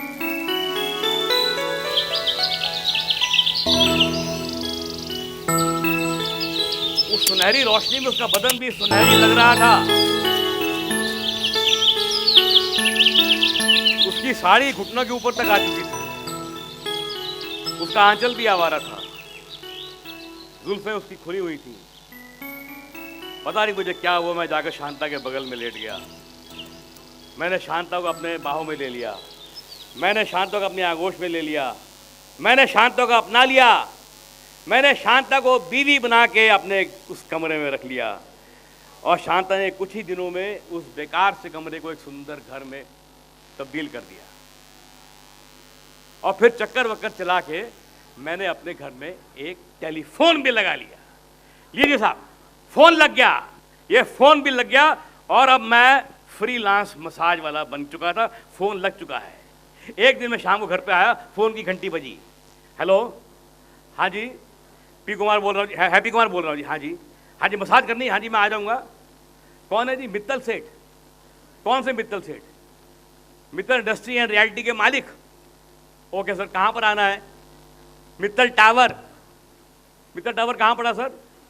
मित्तल स्कूल के पीछे, मित्तल मंदिर के बगल में है जी। मित्तल मंदिर के सामने। सर एरिया बताइए। Mittal enclave. Sir area area. Mittal Nagar. Oh my God sir, शहर का नाम मुंबई है ना, मित्तल ही तो नहीं कर दिया आप लोगों ने? नहीं मैं ढूंढ लूंगा सर। लीजिए साहब, मित्तल सेठ के घर पे पहुंचा। 22 माले पे टेरेस फ्लैट, सामने समुद्र का नजारा, ठंडी हवा, और दरवाजा खुला, मित्तल सेठ निकल के बाहर आया, जिसको देख के मैं डर गया, क्योंकि मित्तल सेठ 6 फुट 2 इंच इस तरफ और 6 फुट 2 इंच इस तरफ। उसको देख के समझ गया कि इस आदमी ने कभी जिंदगी में काम नहीं किया है, व्यायाम तो बहुत दूर की बात है। जब वो चल के आ रहा था, उसकी बॉडी का एक एक पार्ट पिंग पोंग खेल रहा था। मित्तल सेठ आया और कपड़े उतार के चड्डी में मेरे सामने लेट गया। आह, थूल थूल झूलती हुई टांगे, पेट पे आया तो जेली जैसा पेट, सीने पे आया तो बड़े बड़े सीने। अचानक मित्तल सेठ की आंखें बंद हो गई और अजीब सी आवाजें शुरू हो गई। मजा आ गयो भाइयों, गजब का लौंडा है, इसको जाने मत देना, दरवाजे बंद कर दो सारे। अरे बाप रे, ओ माय गॉड, मित्तल सेठ तो वो है। अरे मैं जान बजा के वहां से भागा वहां से। लेकिन मुझे मित्तल सेठ ने एक ताली बजा लो यार, बजाने का शौक है तो जान बजा के भागा वहां से। लेकिन मुझे मित्तल सेठ ने एक चीज सिखा दी, जानते हैं क्या? Light massage. धीरे धीरे शरीर को जगाओ, उकसाओ, तड़पाओ, रगड़ो मत जोर से। पता नहीं क्लाइंट का दर्द दूर होगा कि नहीं होगा, पर जब तक मसाज चलेगी साले को मजा आएगा। बस लाइट मसाज शुरू की, अब धंधा और चल निकला। अब तो मैं सुबह 9 बजे निकलता था, रात को 12:30 बजे लौट के आता था।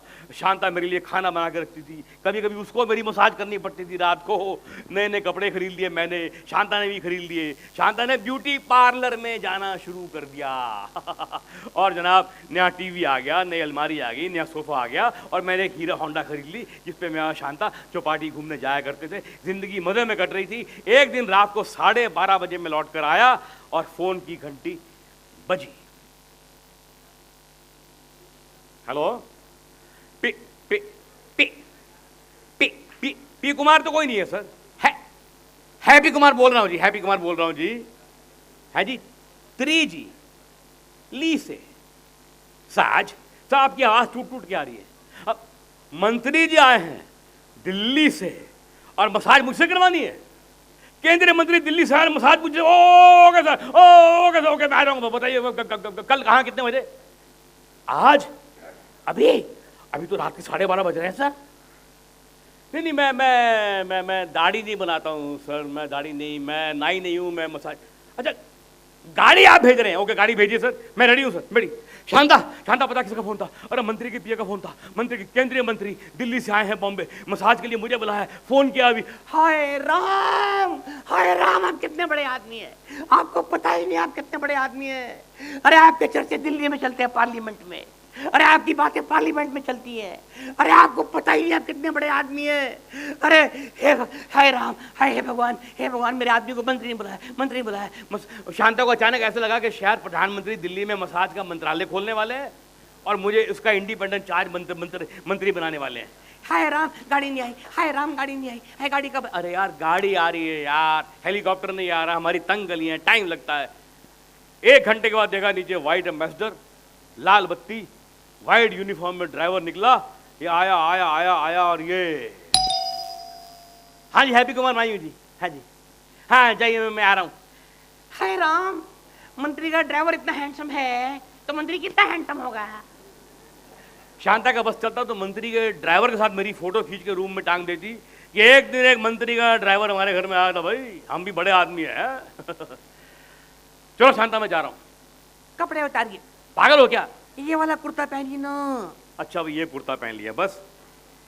अभी इधर प्रणाम कीजिए, इधर भी इधर। अरे यार तेरे ब्रह्मा विष्णु महेश शिव जी पार्वती गणेश जितनी देवी देवता दीवार पे टांग रखे सबको मेरा प्रणाम। मेरी माँ दुर्गा, माँ काली। अब मैं जाऊं क्या? पहले मुंह मीठा कीजिए। ओ Shanta, I love you darling.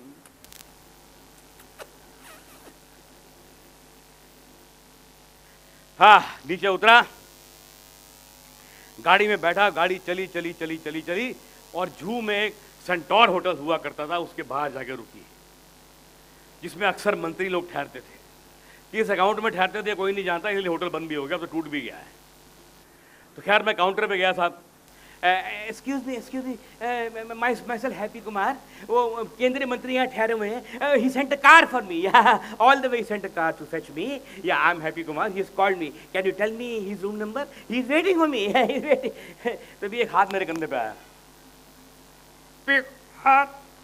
Ji sir, Kumar, ji sir, Happy Kumar, आंडे, किसके आंडे सर? आंडे नहीं, पांडे, पांडे फोन है नहीं, कह देगा मंत्री जी आज के लिए आपको मैंने फोन गाड़ी आपको भेजा मंत्री सर। आपके गले को क्या हो गया? चुनाव प्रचार की मीटिंग के लिए चला के मेरा गला क्या? जी सर, अरे बैठ क्या भाई, आप समझते नहीं एक बार में यार। मैंने कहा सर मंत्री जी इतनी रात को मुझे बुलाया, मंत्री जी को कोई प्रॉब्लम है? प्रॉब्लम मंत्री के सामने एक प्रॉब्लम बड़ी है, हजारों प्रॉब्लम उनके सामने, आप जानते हैं उनके सामने सबसे बड़ी प्रॉब्लम है। मैं क्या है उनके सामने सबसे बड़ी प्रॉब्लम? रेस। कौन सी रेस? रेस नहीं यार, कांग्रेस। कांग्रेस आप जानते हैं कांग्रेस ने बिहार में क्या किया? मैं मुझे नहीं पता कांग्रेस ने क्या किया बिहार में। कांग्रेस हमारा स्टूडेंट पढ़ेगा, नौकरी पे आएगा। असम में क्या किया कांग्रेस ने? मैं नहीं जानता क्या किया असम में, अब मुझे नहीं मालूम। हमारा किसान हमारा भाई है किसान, हमारा किसान आएगा आएगा आएगा आएगा। किसान कहाँ से आएगा, कहाँ जाएगा? हमारा किसान क्या उगाएगा, क्या कमाएगा, क्या खाएगा, क्या खिलाएगा? आप जानते हैं किसान ने, कांग्रेस ने तमिलनाडु में क्या किया? मैं नहीं जानता क्या किया। कावेरी का नाम सुना है? मैंने कहा सर मैं किसी कावेरी नाम की लेडी को नहीं, लेडी नहीं नदी की बात कर रहा हूँ यार। कावेरी का पानी आएगा।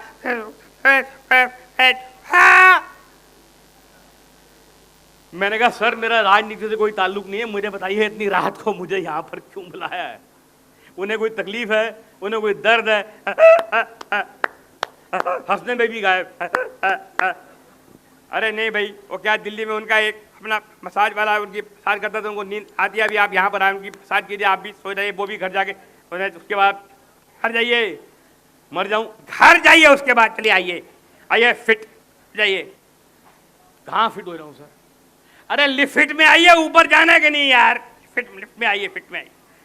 लिफ्ट में गए साहब, 4 माले पे लिफ्ट का दरवाज़ा खुला, सामने एक बहुत बड़ा स्वीट कमरा था, सब पंखे ऑन, सब एसी ऑन, सब दरवाजे खुले हुए, शहर के 50-60 चुनिंदा लोग, आदमी औरतें उसमें बैठे हुए थे, और उनके सेंटर में एक आदमी बैठा था बिना बाजू की बंडी के और लुंगी, खाली लुंगी और बंडी ऊपर बिना बाजू वाली, सेंटर में बैठा था और वो अकेला बोल रहा था।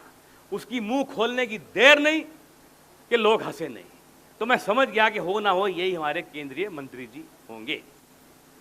तो मैं जाके दूर खड़ा होकर उनकी बातें सुनने लगा। तभी पांडे जी मेरे पास आए। ये कितने बड़े हमारे देश के महान हैं, अकेले बोल रहे, सारा देश सुन रहा है।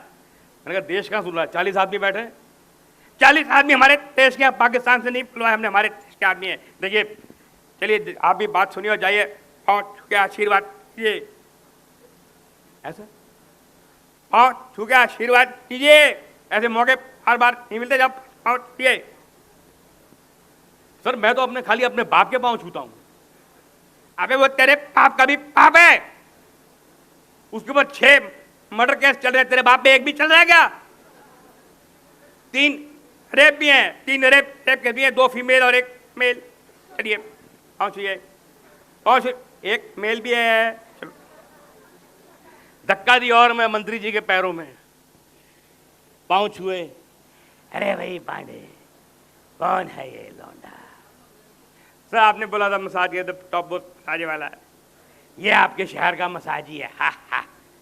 अब ये जो सेंटेंस है, ये आपका शहर का मसाजी है, इसमें कौन सी कॉमेडी है? इस बात पे सब लोग हंसे भाई। मैंने हिम्मत करके पूछा, मैंने कहा मंत्री जी मसाज कहाँ कराएंगे? लीजिए ये आपके शहर का मसाजी है, इसको ये भी नहीं पता मसाज कहाँ कराएंगे। अरे बॉडी पे कराएंगे और कहाँ कराएंगे। मैं कहा नहीं सर, अंदर एक और कमरा है वहाँ। नहीं नहीं, हम तो भाई जनता के सामने नंगा हूँ, हमारा कुछ भी जनता से छुपा हुआ नहीं है। बंडी उतारी और मंत्री जी मेरे सामने लाम लेट हो गए। मैंने टांगों से मसाज की तो मंत्री जी ने अपोजिशन का मजाक उड़ाया। कमर पे आया, मसाज की तो उन्होंने खुद की पार्टी का मजाक उड़ाया। सर पे आया तो उन्होंने प्रधानमंत्री का मजाक उड़ाया। मुझे बड़ा गुस्सा आया, किस तरह का मंत्री है, जिस थाली में खाता है उसी पे छेद करता है। और सारा गुस्सा आया मुझे प्रधानमंत्री पे कि कैसे नमूने पाल रखे हैं। फिर यहाँ से किसी ने पूछा कि मंत्री जी ऐसा क्यों है, जब आपको पार्टी का दिखाना होता है कुछ तो आप हमेशा लालू जी का फोटो दिखाते हैं, कुछ भी दिखाना होता है लालू जी का फोटो क्यों दिखाते हैं। तो मंत्री जी बोले वेरी गुड क्वेश्चन, इसके बारे में तो मिर्जा गालिब 200 साल पहले ही बोल के चला गया। देखे से लालू को जो आ जाती है मुंह पे रौनक, लोग समझते हैं बिहार का हाल अच्छा है। फिर यहां से किसी ने पूछा कि मंत्री जी आप प्रधानमंत्री कब बनेंगे। वेरी गुड क्वेश्चन, हम तो तैयार खड़ा हूं। और पांडे जी बोले आज भी मैं भी तैयार खड़ा हूं, आप बनिए सर, मैं आपके खैर साहब मैंने उनकी मसाज की, मंत्री जी सो गए, लोग घर चले गए और मैं गया पांडे जी के पास।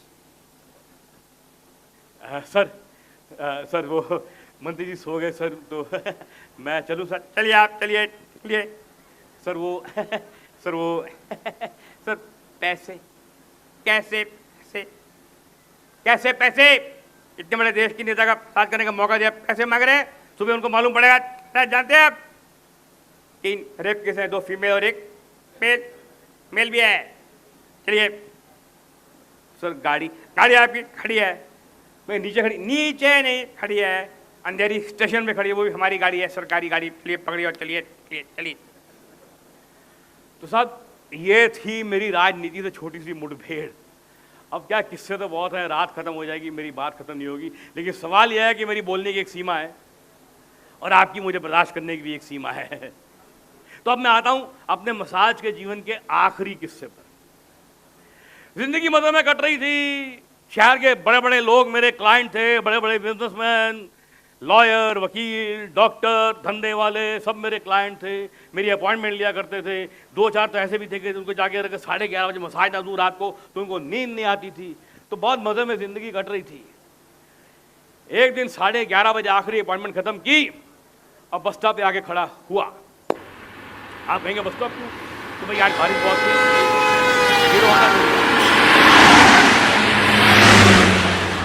वैसे बॉम्बे की बस के बारे में कितने अच्छा कहा है। बॉम्बे की बस और बॉम्बे की लड़की, इनके पीछे मत भागो, एक गई तो दूसरी आ जाएगी। बॉम्बे की बस का भी कमाल है, जब एक जाती है तो दूसरी एकदम साथ में आ जाती है, जैसे कोई आपस में कोई साठ गांठ हो।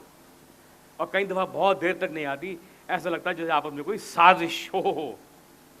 खड़ा था, वेट कर रहा था, अचानक क्या देखता हूँ कि बस स्टॉप के उस कोने पर एक आदमी आगे खड़ा हुआ। उसकी शक्ल मैं देख नहीं पा रहा था, उसकी शक्ल पे अंधेरा था। मैंने कहा चलो को पैसेंजर है, मैं भी खड़ा हूं अकेला, ये भी अकेला खड़ा, टाइम पास करते हैं। भाई साहब, हेलो भाई साहब बहुत देर से खड़ा हूं, बस नहीं आ रही है। अजब साला आएगी ना तो यहाँ नहीं खड़ी होगी, वहां जाके खड़ी होगी। अपना क्यू छोड़ के वहां जाके उसके पीछे भागो, वहां पहुंचे मालूम पड़ा बस तो चली गई। फिर वापस क्यू में आओ तो मालूम पड़ा क्यू में जगह भी चली गई। भाई साहब आपको कहाँ जाना है? कोई जवाब नहीं। मुझे लगा छोड़ो यार, किसी और प्रांत का है, मेरी भाषा समझता नहीं है, मैं खाम का अंधेरे में तीर मार रहा हूं। अचानक उसकी आवाज आई, क्या आपका नाम हैप्पी कुमार है? अब वो बाहर निकल के आया, मैंने उसको पहली बार देखा। पतला दुबला मरियल सा आदमी, व्हाइट पैंट, व्हाइट शर्ट, काला कोट, काले बूट, सर के बाल पूरे गायब, बड़े बड़े कान, मोटे मोटे होंठ। मैंने कहा हाँ जी मैं हैप्पी कुमार बोल रहा, आप कौन? बोल रहा है हाँ वो बस स्टॉप के ये टी स्टॉल पे बैठ के उन बात करेगा। हाँ आइए आइए आइए, हाँ बैठो।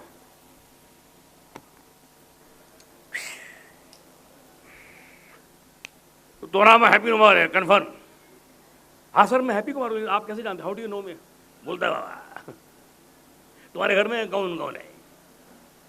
मैं यहाँ तो अकेले ही रहता हूँ। नहीं बाबा अब उनका इन्फॉर्मेशन गलत नहीं है, साथ में कोई तो भी है, साथ में कोई तो भी है। अरे मेरी मेरी बीवी मेरे साथ में। आए वही। आर यू श्योर कि तुम्हारा बीवी है? ये बैंग आपने सुना? ये मेरे दिमाग में बजा। जी मेरी बीवी है। वो बीवी है तो शादी कभी मनाया? ये शादी जैसा बोलते हैं वो तो मैंने नहीं किया, लेकिन सब लोग मेरे क्लाइंट वाइंट सब जानते हैं कि मेरी बीवी और वो ए शान है। ये क्लाइंट वाइंट के बाद जानो तो मेरा बात ध्यान से सुनो। मैं अगर चाहे तो मैं तुमको 2 साल के लिए जेल भेज सकता है, कह दे बा मुशक्कत। जेल भेजेंगे? क्यों? क्या किया मैंने? मतलब क्यों लेकिन किस लिए? बोलता है बाबा तुम पे इल्जाम है तो कि तुम किसी भोली भाई लड़की को फुसलाया है, वर्गलाया है, 7 साल उसको एक कमरे में नजरबंद रखा है, और तुम हैप्पी कुमार उससे धंधा भी करवाता है। क्या बकवास कर रहे हैं आप? तुम इससे बात कीजिए। हाँ डे डॉटर लाइक दैट। इतनी बात एक है। हट हट हट हट हट हट। ए बाबा जास्ती शान पट्टी नहीं है, आप लोग डेंजर आदमी है। और ये सब इल्जाम मैं तुम पे नहीं लगाए। मैं इल्जाम तुम पे नहीं लगाया। मैं तो एडवोकेट है Vithal Rao Mandke. I am a criminal lawyer. I work of the criminal, by the criminal, for the criminal. ये सब इल्जाम मेरा क्लाइंट तुम पे लगाएगा। कौन है क्लाइंट? कौन है आपका क्लाइंट? कौन है? नाम बताइए। क्लाइंट कौन है आपका? बोलते बाबा मेरा क्लाइंट है उस औरत का पति।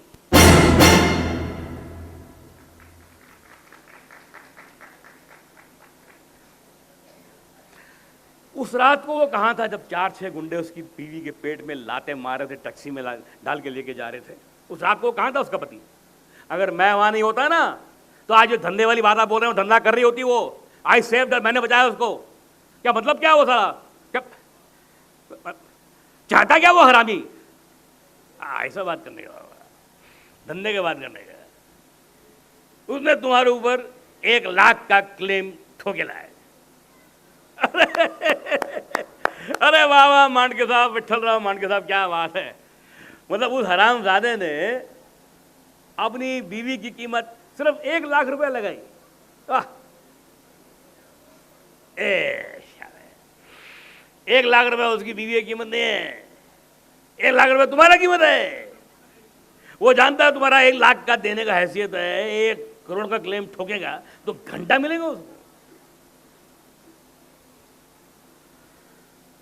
अब मैं समझ गया कि मैं किसी बहुत ही अजीब से घिनौने चक्कर में फंसता जा रहा हूं। सर मांडके साहब देखिए सर, मैं एक बहुत ही शरीफ आदमी हूं सर। मैं आज तक कभी भी किसी कोर्ट कचहरी के लफड़े में नहीं पड़ा हूं सर। मैं कभी पुलिस के लफड़े में नहीं पड़ा हूं सर। मैं बहुत शरीफ आदमी हूं सर। और मैं उसको बचाया ही नहीं सर। मैं घर से उसको गुंडों से बचाया नहीं, घर पे ला के रखा, बीवी की तरह रखा सर। बहुत इज्जत की मैंने उसको सर। मैं शरीफ आदमी हूँ सर। मैं प्लीज़ सर आप मुझे गाइड कीजिए। मतलब मैं क्या करूँ सर उसको? देखो तुम शरीफ आदमी है करके मैं ही तुमको बोलता है। तुम एक काम करो, तुम उसको घर से बाहर निकाल दो। घर से बाहर निकाल दो? पर क्यों? वो तुम्हारा माल नहीं है, उसका माल है। तुम उसका माल 7 साल वापरा, यूज किया उसका माल। जब कोर्ट में केस आएगा तब उन बोल देगा कि तुम्हारा केस स्टैंड नहीं करेगा, क्योंकि माल तो है ही नहीं। माल तो क्या, हाँ, कोर्ट में केस स्टैंड नहीं करेगा। वाह वाह वाह मांडके साहब, कितनी अच्छी भाषा का इस्तेमाल कर रहे हैं आप मेरे सामने मेरी बीवी के लिए। माल माल माल, ये आपकी एजुकेशन है? ये वकालत करते हैं आप? हैं? आप एक औरत के लिए माल बोल रहे हैं, वो भी मेरे सामने मेरी बीवी को माल बोले। शर्म नहीं आती आपको? नहीं निकालूंगा मैं। आई लव माई वाइफ, प्यार करता हूं मैं उसको, इसलिए उठा के नहीं लाया था। आप जैसे एक घटिया आदमी आप बोला निकाल दो, निकाल दो, निकालू मैं? तो बोलो जो मेरा उखाड़ना उखाड़ ले, नहीं निकालू मैं।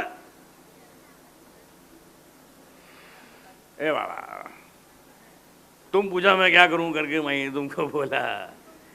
तुमको करने गए, नहीं करने गए, तुम्हारा इच्छा है, but you face the consequences. ये बोल के मांडके नाम का आदमी चला गया।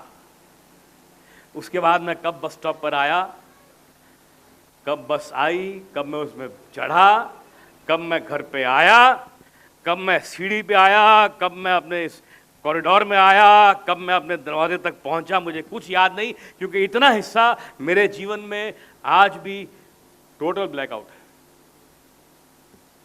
चाबी निकाली, अरे बंद, दरवाजा अंदर से बंद, लेकिन मैं तो रोज चाबी से खोलता हूं। शांता की तबीयत खराब थी, एक आध गोली खा के सोई थी, पर बंद क्यों किया दरवाजा?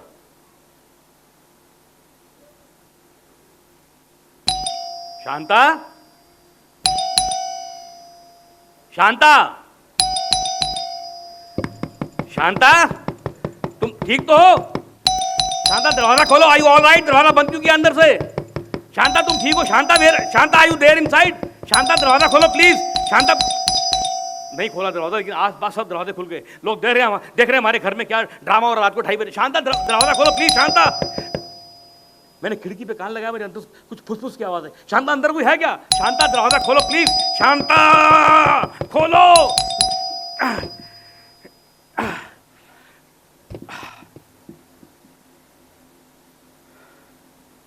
अंदर आया तो शांता मेरे सामने खड़ी थी। उसकी साड़ी अस्त व्यस्त थी, चेहरे की हवाइयां उड़ी थी। मुझे देखकर वो वहां जाके लेट गई, उधर मुंह करके। शांता तुमसे बात कर रहा हूं, तुम दरवाजा क्यों नहीं खोल रही थी? शांता ऑडियो, शांता, शांता तुम ठीक तो? शांता तुमसे बात कर रहा हूं मैं। शांता, नहीं खाऊंगा तेरा रखा हुआ खाना भी आज मैं नहीं खाऊंगा।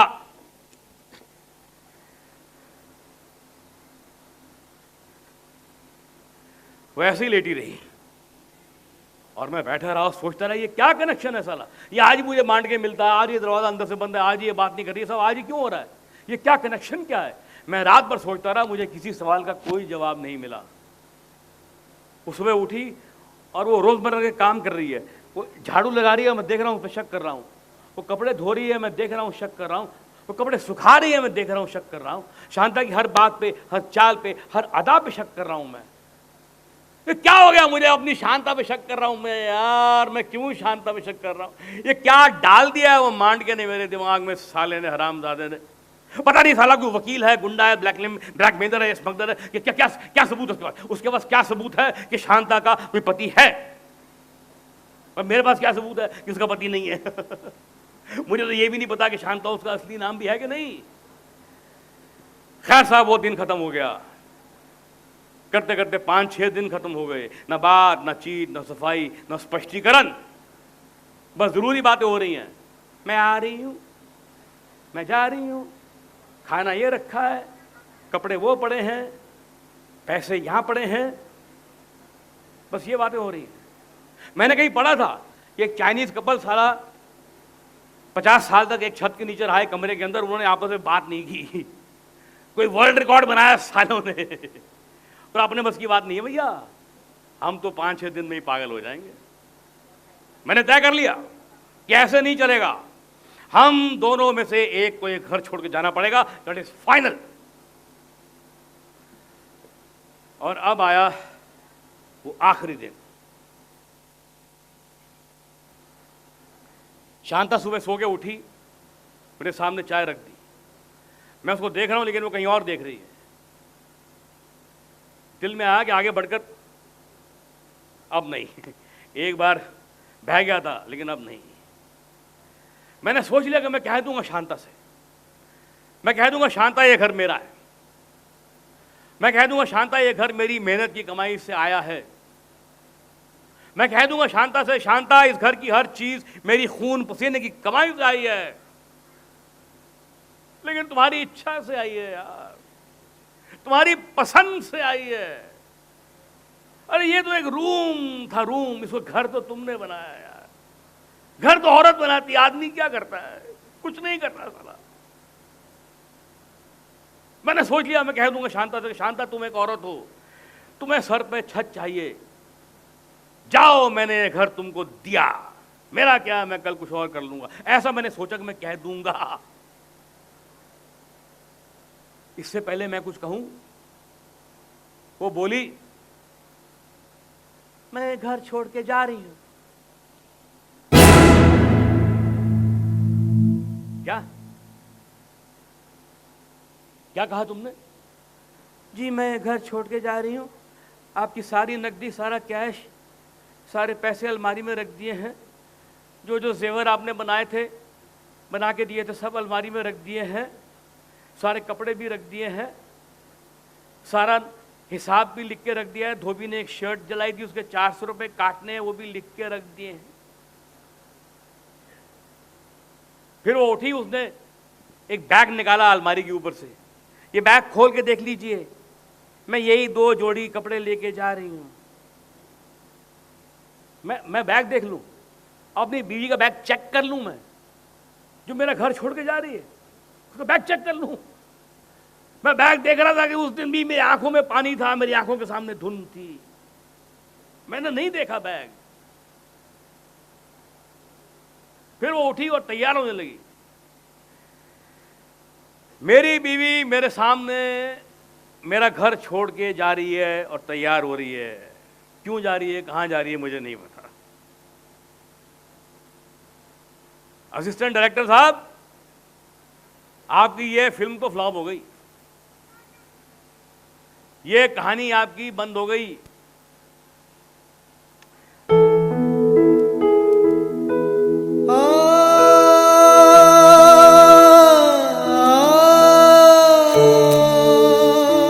कल कोई नई लोकेशन ढूंढिए,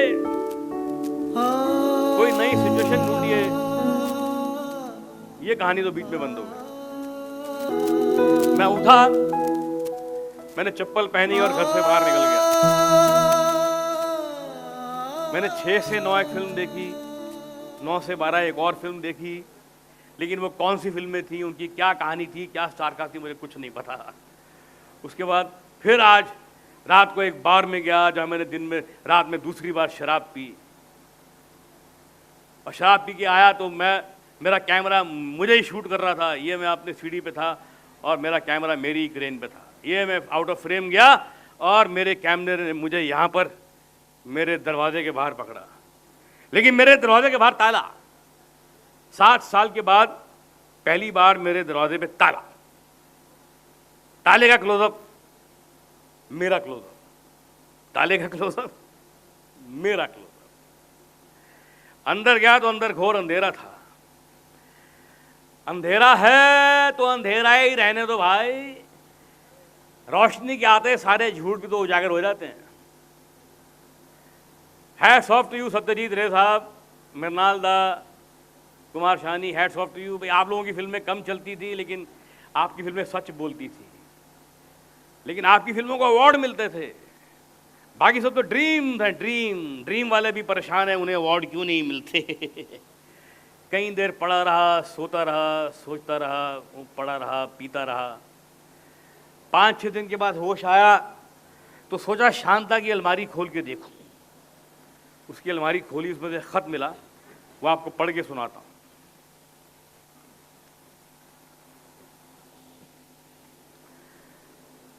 प्रिय, आपके साथ बिताए हुए ये 7 साल मेरे रेगिस्तान जैसे जीवन में मीठे पानी का तालाब बनकर आए। ये अरसा मेरे जीवन का सबसे हसीन अरसा था। इस दौरान मैं अपना अतीत भी भूल गई, पर मेरा अतीत मुझे नहीं भूला। वो एक साये की तरह रेंगता रहा, मेरा पीछा करता रहा, और कुछ दिन पहले मैं उसकी लपेट में आ गई। इसके पहले कि उसकी गंदी लपटें आप तक पहुँचे, मैंने आपको छोड़ दिया, आपका घर छोड़ दिया, और ये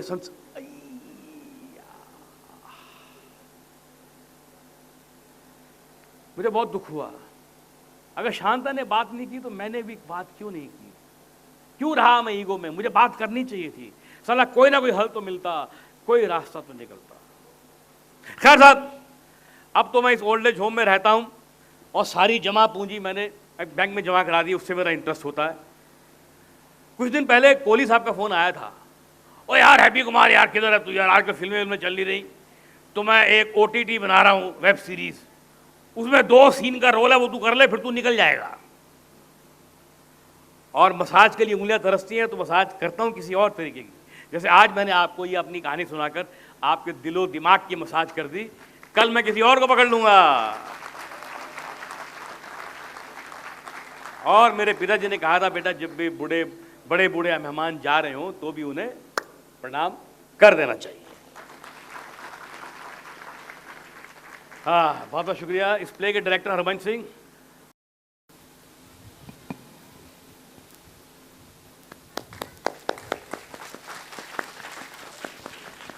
लाइट एंड साउंड पे हैं मनोज विश्वकर्मा,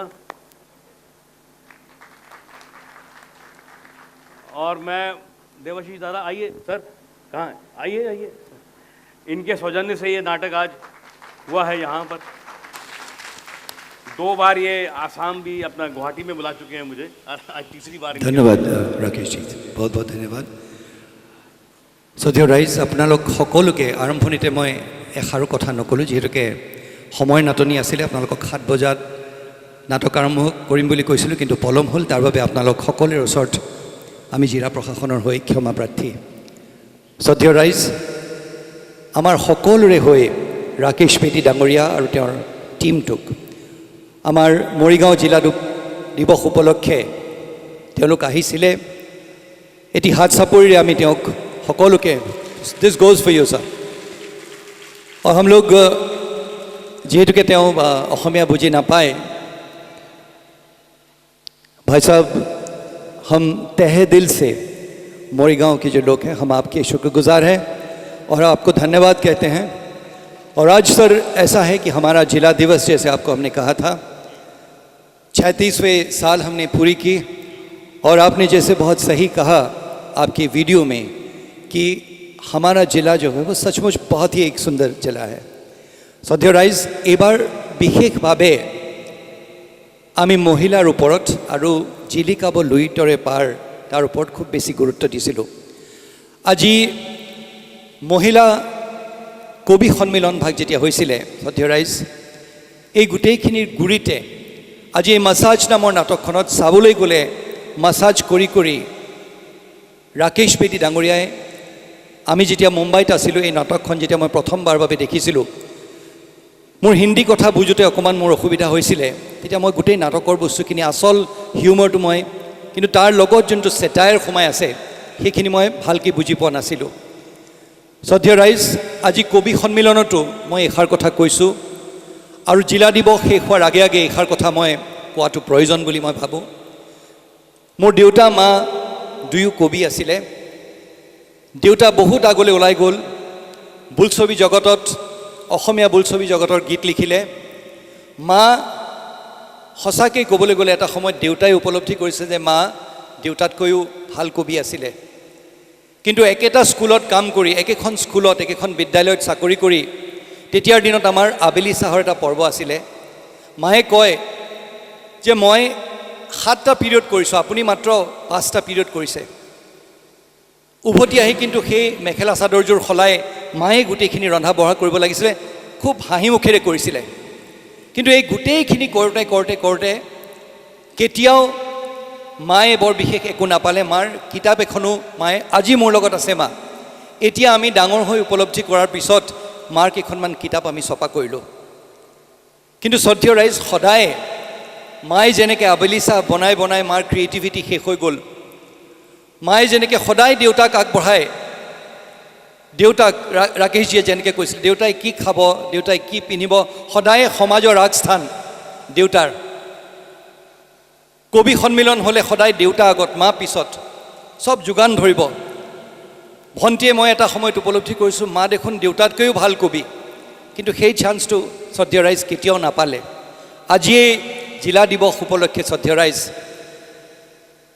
অসমত য'ত আমি মা কামাখ্যাক আমি পূজোঁ, য'ত দেৱী মাক আমি পূজোঁ, শ্ৰদ্ধেয় ৰাইজ, আজি এই জিলা দিৱস ভাগত আমি জিলিকাব লুইতৰে পাৰ যে আমি কথাটো কৈ আছোঁ, যেতিয়ালৈকে অকল আমি কামাখ্যা মা, দুৰ্গা মাৰ পূজা কৰিলে নহ'ব। শ্ৰদ্ধেয় ৰাইজ, মই আপোনালোকক জ্ঞান দিয়াৰ দৃশ্যতা মোৰ নাই, কিন্তু আজি আমাৰ এই জিলা দিৱস ভাগৰ যি মূল উদ্দেশ্য আছিলে, শ্ৰদ্ধেয় ৰাইজ, যোৱাবাৰো আমি আপোনালোকে দেখিছিলে চাগে, কন্যা শিশুৰ শিক্ষাই কন্যাৰ সুৰক্ষা বুলি আমি আগবঢ়াই লৈ গৈছিলোঁ।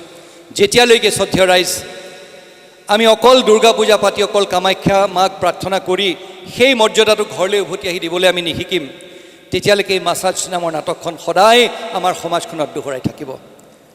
শ্ৰদ্ধেয় ৰাইজ, আজি মোৰ বক্তব্য বেছি দীঘলীয়া নকৰি এই ভাগ কথা আপোনালোক সকলোকে কৈ জ্ঞান দিয়াৰ উদ্দেশ্যে নহয়, অকল এই জিলা দিৱস উপলক্ষে এইষাৰ কথা আমি সকলোৱে প্ৰতিজন পুৰুষে উভতি গৈ এবাৰ হ'লেও সোধাটো উচিত, প্ৰকৃতাৰ্থে আমি দেৱী পূজা কৰিছোঁ নে নাই কৰা।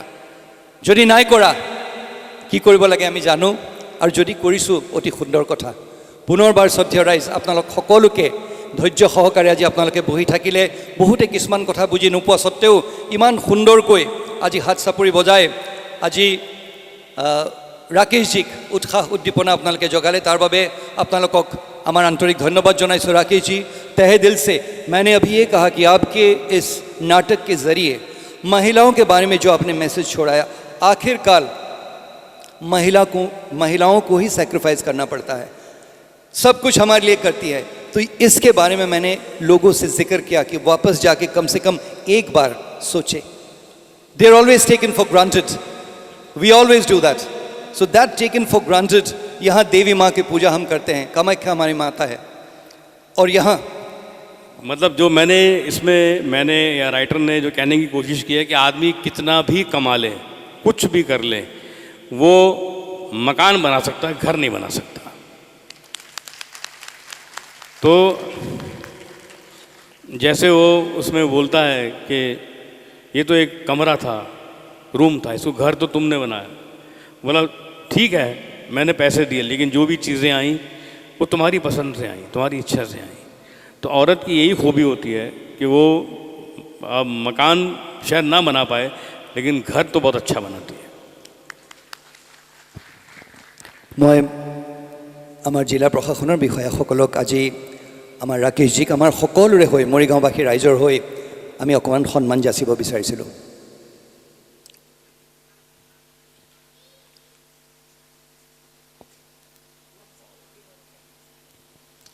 ये आपके ड्राइंग रूम के लिए सर, आपका घर बहुत बड़ा है, दिल उससे भी बड़ा है। मैडम यहाँ साहब, we like to call madam, please madam on stage, please ma'am.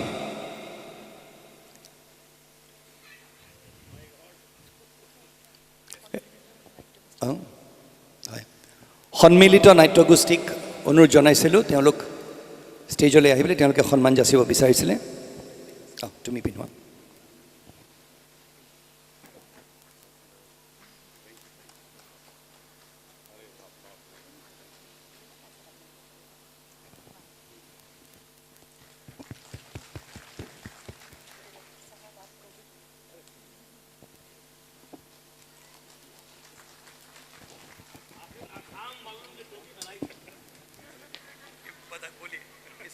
सुना नहीं।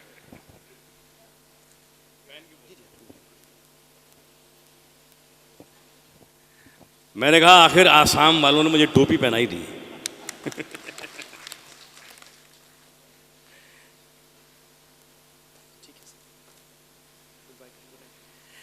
धन्यवाद जी, आपका बहुत बहुत शुक्रिया। और मैं तहे दिल से शुक्रिया अदा करता हूँ देवाजी दादा का, क्योंकि ये बहुत प्यार करते हैं मेरे से। आज हम लोग 15 साल से संपर्क में हैं, हमेशा रहते हैं संपर्क में।